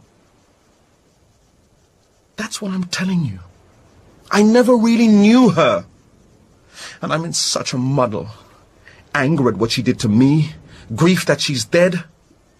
I didn't think you could be angry and grieving at the same time. Oh, yes. Anger and grief, all mixed up together. It's the commonest reaction to bereavement. Good afternoon, Mr. Dalgliesh. Coffee, Adam? Thank you. 3 pairs of eyes had turned on me as I walked into the oak-panelled room. I'd met 2 of those present earlier that day, following an urgent phone call from MI5. Clifford Sowerby, immaculate in his pinstripe, was standing against the fireplace. Bill Harding, tall and tweedy, struggled out of his easy chair and busied himself with drinks. The third, whiskey glass in hand, was Alex Mayer. Well, and how do things stand now? You can relax. Pascoe believes the official line. That the 2 girls were lovers. They went for an unwise boat trip together and were accidentally run down in the fog. He won't make any trouble. His capacity for troublemaking seems to be over. And Cam left nothing incriminating in the caravan? I helped Pascoe destroy what was left of her life. We carried everything down to the beach and made a bonfire. While he was busy feeding the flames, I made a fairly thorough search. There was nothing there. Good of you to do this, Adam. Obviously, we couldn't use Rickards. He knows nothing of the security angle. I'm not ambivalent about terrorism. You asked me to do something, and I did it. I still think you should put Rickards in the picture, but that's your business. What's Rickards' view of the murder? He seems to believe that Cam and Amphlett were in it together. Well, he's probably right. On what evidence? And since he's not allowed to know that one of them at least is a suspected terrorist, where's the motive? Oh, come off it, Adam. Amy Cam hated Robarts. We know they had a screaming match that Sunday. And what about the libel action? That would have ruined Pascoe. No, Cam wanted Robarts dead, and Caroline Amphlett killed her. That's what everyone will believe. So here's a mother so outraged by a minor assault on her child that she avenges it with murder. And that same mother leaves the baby alone in a caravan while she goes sailing with her girlfriend. Won't Rickards find that a little difficult to reconcile? Luckily, we're not required to find out how he squares that particular circle. Anyway, Adam, there is a possible motive. Robarts might have come to suspect Caroline Amphlett. You did say she was conscientious, didn't you, Mayor? And somehow Amphlett could have found out. Yes, Hilary was conscientious, but I doubt whether she was conscientious enough to detect a conspiracy which had eluded me. Well, it would clearly suit you to get the case closed, I see that. But if I were the investigating officer, the file would stay open. Then let's be grateful you aren't. What about Ampflett's house?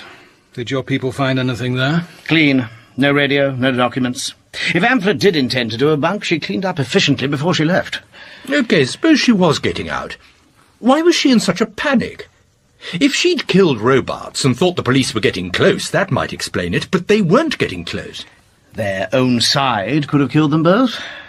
After all, once the Larksoken plan was obsolete, they were expendable. What were the comrades going to do with them, for God's sake? Well, it could, of course, have been a genuine boat trip and a genuine accident. Is there any evidence that it was an accident? Has any ship reported bow damage in the fog, a possible collision? None so far. And you, Mayor? You never had the least suspicion about Amphlett? None. I was surprised, a little irritated even, that she chose not to stay on as my PA, and even more so at the reason she gave. Jonathan Reeves was hardly the man I thought she'd have chosen. Did you ever see the other girl, Amy? I'm told she did visit the power station on one of the open days. I don't suppose you remember her? I did see her once, I think. Blonde hair. Pretty. Amy, you're fantastic. I can't stop thinking about you. You can stop thinking right now and try some action. Oh, Amy, my love. What will happen to the child, incidentally? Taken into care, I suppose. He'll probably end up fostered or adopted. Do they think, these people, ever? Rootless, adrift, no background, no faith. And then when they do find something to believe in, what do they choose? Violence, hatred, murder. That girl Amphlett didn't even have the excuse of poverty. She had it all. We know what she had. What we can't know is what she didn't have. And what did they expect to do with Larksoken if they did take it over? The fact remains that they didn't. They couldn't have done. And it's our job to see that they never can. What extraordinary people they are. I wonder how they got on to Caroline. Almost certainly a tip-off from the security services in Germany. And now they'll be dusting down the furniture, I suppose, checking for fingerprints. They've got one thing wrong, though. A physical relationship between Amy and Caroline? That's nonsense. Quite. I haven't congratulated you yet on your new job. Thank you. All this has somewhat taken the guilt off the gingerbread, but it's still the most important job I'm ever likely to hold.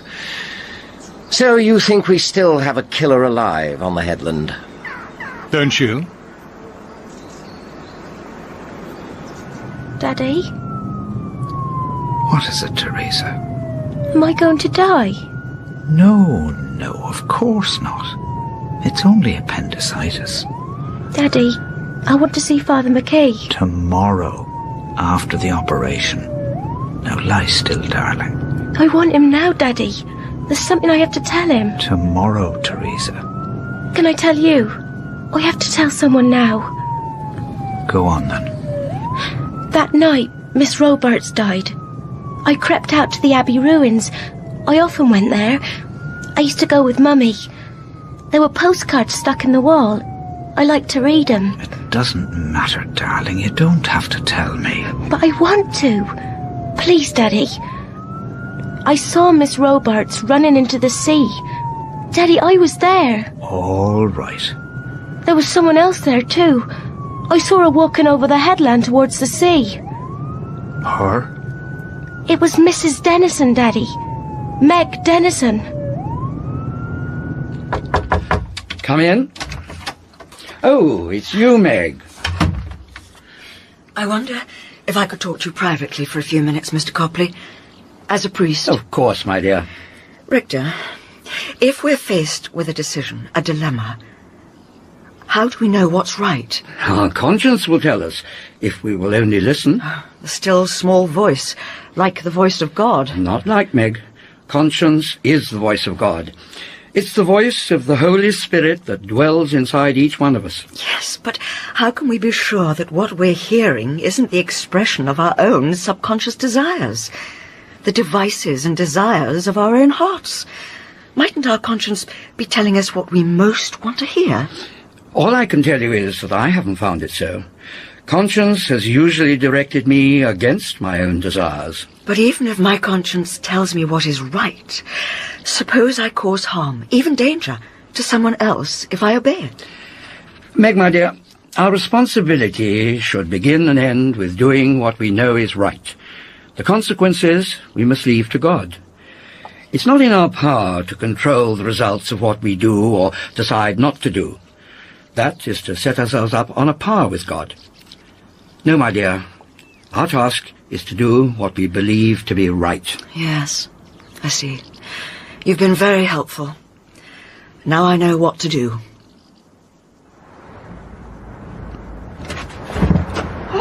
Meg, good to see you. Hello, Alice. What a day. Are you alone? As you see. Alex is at Larksoken. I've brought back the first 50 pages of the proofs. I've done what you asked. Checked for printing errors only. I hope it wasn't too much of a chore. I get so obsessed with the recipes. It's amazing how many printing mistakes I miss. No, I enjoyed it. But you didn't battle your way through this wind just to bring me my proofs. Alice, those two girls, Caroline and Amy, people are saying that they killed Hilary Robarts. Is that what you believe? No. Why do you ask? Do you think the police will try to pin it on them? Why should they? Well, it would be convenient for them, wouldn't it? 2 dead suspects, case closed. Were they suspects? Well, they didn't have alibis. That man Caroline was supposed to be engaged to confessed that they weren't together that night. Caroline forced him to lie. It's all over the village. So they didn't have alibis, nor did other people. You, for example. That isn't proof of guilt. I didn't have an alibi either. I was at home all that evening, but I doubt whether I could prove it. But that isn't so, is it, Alice? You weren't at home. It's what you told Chief Inspector Rickards on Monday. I was sitting here, remember? But it wasn't true. Is that what you've come here to say? Oh, Alice, I know it can be explained. It's ridiculous even to ask. It's just that I've had it on my mind for so long. How do you know I wasn't here? Because I was. After the Copleys left, I suddenly felt I had to see you. I tried phoning, but the answer machine was on, so I walked down over the headland. Your cottage was empty. The lights were on downstairs, but the door was locked. The stereo was playing, very loud. I rang and rang. When you didn't come, I was afraid you might be ill. I used the key you gave me to get in. I walked into a surge of wonderful music. I recognized it, Mozart's Symphony in G minor. It was Martin's favourite. But you weren't here. And suddenly, I felt I had no right to be here. That's why I left without leaving a message. So the cottage was empty. Is there something else? That message on your answer phone from George Jago about the Whistler. If you'd really received it at 8:10, you'd have rung Norwich Station and left a message for me. You knew how much the Copleys disliked the thought of going to their daughter. You'd have rung, Alice. There could have been an announcement over the station loudspeaker, and I could have driven them home. You'd have thought of that. One lie to Rickards and one instance of insensitive neglect. Is that all? The knife. The middle knife in your block. It wasn't here. It meant nothing to me at the time, of course, but the block looked odd. I was so used to seeing 5 graded knives, each in its sheath. It's back now, I see. It was back when I called on Monday after the murder. But it wasn't here on the Sunday night. So you sat here and heard me lying to Chief Inspector Rickards, but you said nothing. Not even, I presume, to Adam Dalgliesh. Well, how could I? Not till we had spoken. I knew you must have had what seemed to you a good reason for lying. I wonder who you're shielding, and forgive me, Alice, sometimes I wonder whether you were there when he killed her, kept guard, stood there, watching, might even have helped him by cutting off her hair. No, Meg, I didn't help anyone, and no one helped me. There were only 2 people on that beach. Hilary Robarts was one, and I was the other.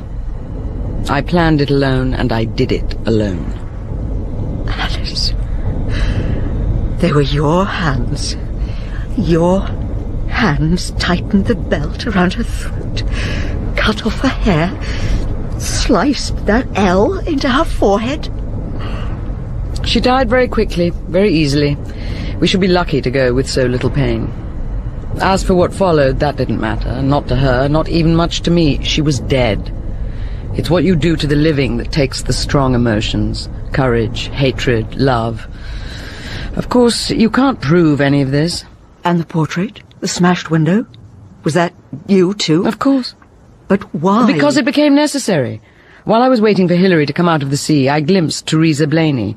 She suddenly appeared on the very edge of the cliff by the Abbey ruins. She was only there for a moment, but I saw her. She didn't see me. But if she didn't see you... Don't you understand? It meant that her father wouldn't have an alibi. Once the police found out that she was on the headland that night, Ryan would be in terrible danger. And when I got back here and heard the answer phone, I knew the murder could no longer be pinned on the Whistler. I had to give Ryan Blaney an alibi. So I tried to ring him to say that I'd collect the portrait. When I couldn't get through, I knew I had to call at Scudder's cottage as quickly as possible. And of course you couldn't just collect the picture, could you? You had to speak to him. Oh, that's why I pretended the portrait wasn't in the shed. I hid it in my car boot. After that, even if Teresa confessed that she left the cottage, Ryan would be safe. On my way home, I stopped just below the pillbox and threw the bumble trainers inside. I'd taken them from the rectory that afternoon. And then you threw the picture through Hilary's window? Oh, I had to get rid of it somehow. That way it looked like a deliberate act of hatred, and there were plenty of candidates for that. You took a lot of trouble to give Ryan an alibi. What about all the other innocent suspects? None of them is a parent responsible for 4 motherless children. And now you'll let them blame the murder on Caroline and Amy. Both dead and both innocent. It can't hurt them now. But it's wrong. And it's unjust. Meg, they're dead. It can't matter. Concentrate on injustice to the living. Alex had a right to that job. What about Hilary Robarts? Didn't she have a right to life? Nothing she did deserved death. I'm not arguing that she deserved to die. All I know is that I wanted her dead. Alice, that seems to me so evil that it's beyond my understanding. No one deserves to die like that. What you did was a dreadful sin. You know, Meg, you never fail to astonish me. You use words which are no longer even in the church's vocabulary. But why did you do it, Alice? I have to know. Isn't it enough that she was determined to marry Alex and I was determined that she shouldn't? There must have been more to it than that. Oh, there was. She was blackmailing Alex. She had the power to destroy his whole career. Toby Gledhill and Alex had been preparing the case for Larksoken's new reactor together. They discovered that the assumptions on which the case rested were much more critical than had been thought. Somehow Toby let slip that Alex was delaying publishing the results of their research because it could prejudice the inquiry. You mean Alex deliberately falsified the results? Of course not. That's something he's incapable of.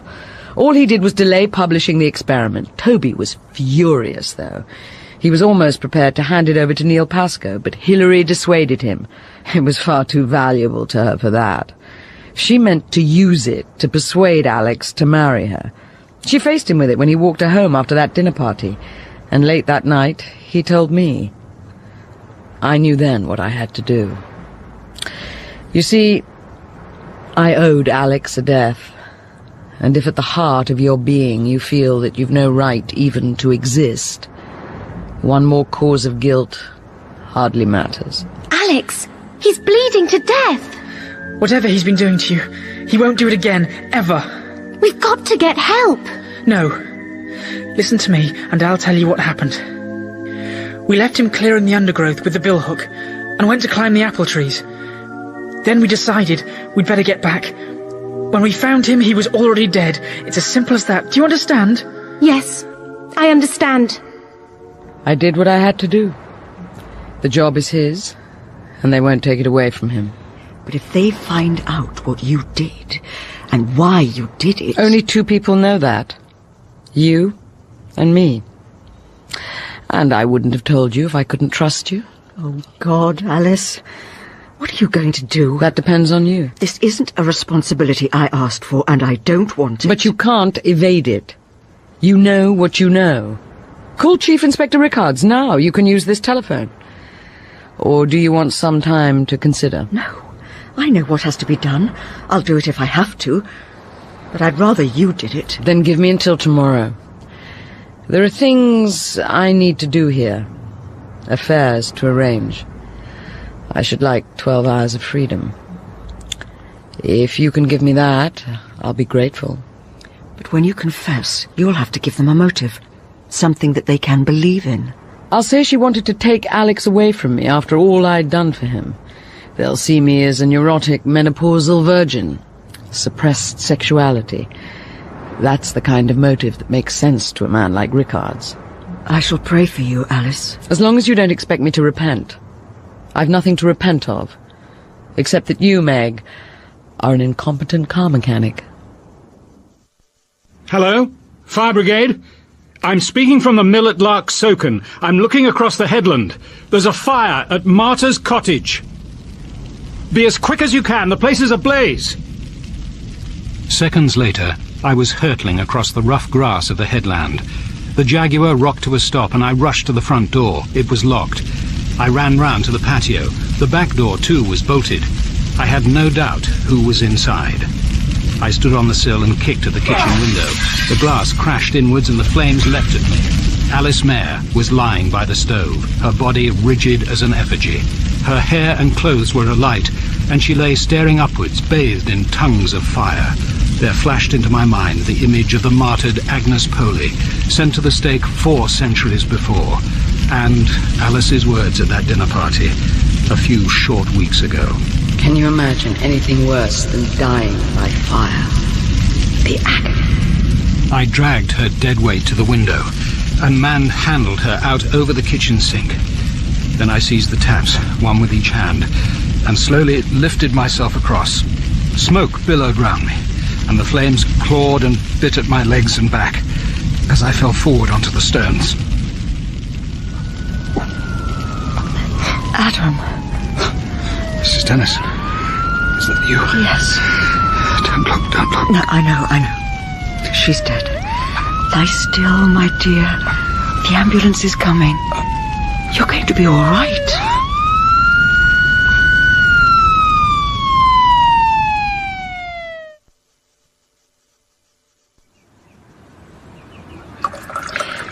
Tell me, how are your legs and back? A little stiff. The scars still itch occasionally. I know you don't want to be told this, but we're all very grateful for what you're doing for the Blaneys. The rent you'll be charging for the mill is derisory. I'm doing Ryan Blaney no favours. I need a caretaker, and I wanted a local family to live here. You could argue that I should be paying him. Well, it'll transform their lives. Teresa's a different child already. Did you know Alex Mayer is selling Martha's cottage? Now he's in his new job. I think he wants to cut himself off from Larksoken altogether. Understandable. Does Alex accept that his sister killed Hilary? I don't think Alex Mayer is a man to deceive himself about uncomfortable facts.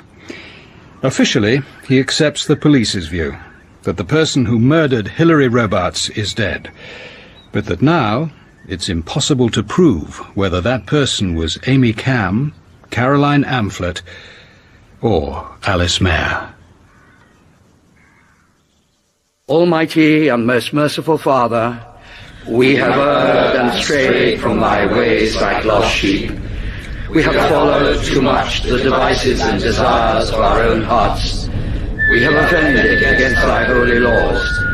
We have left undone those things which... In the final episode of Devices and Desires by P.D. James, dramatised by Neville Teller, Robin Ellis played Adam Dalgliesh, Suzanne Bertish was Alice Mayer, Paul Shelley, Alex Mayer, Emily Richard, Meg Dennison, Amita Deary, Caroline, Sasha Paul, Amy, Dermot Crowley, Blaney, Kate Wilton, Teresa and Alice Mayer, aged 15, Bruce Alexander, Rickards, Jonathan Taffler, Oliphant, David Timson, Sowerby, Geoffrey Beevers, Harding, Will Johnson, Pascoe, Vaughan Sivelle, Alex, aged 15, and David Enders played the Reverend Copley. Devices and Desires was directed by Matthew Walters as a Ladbroke Radio production for BBC Radio 4.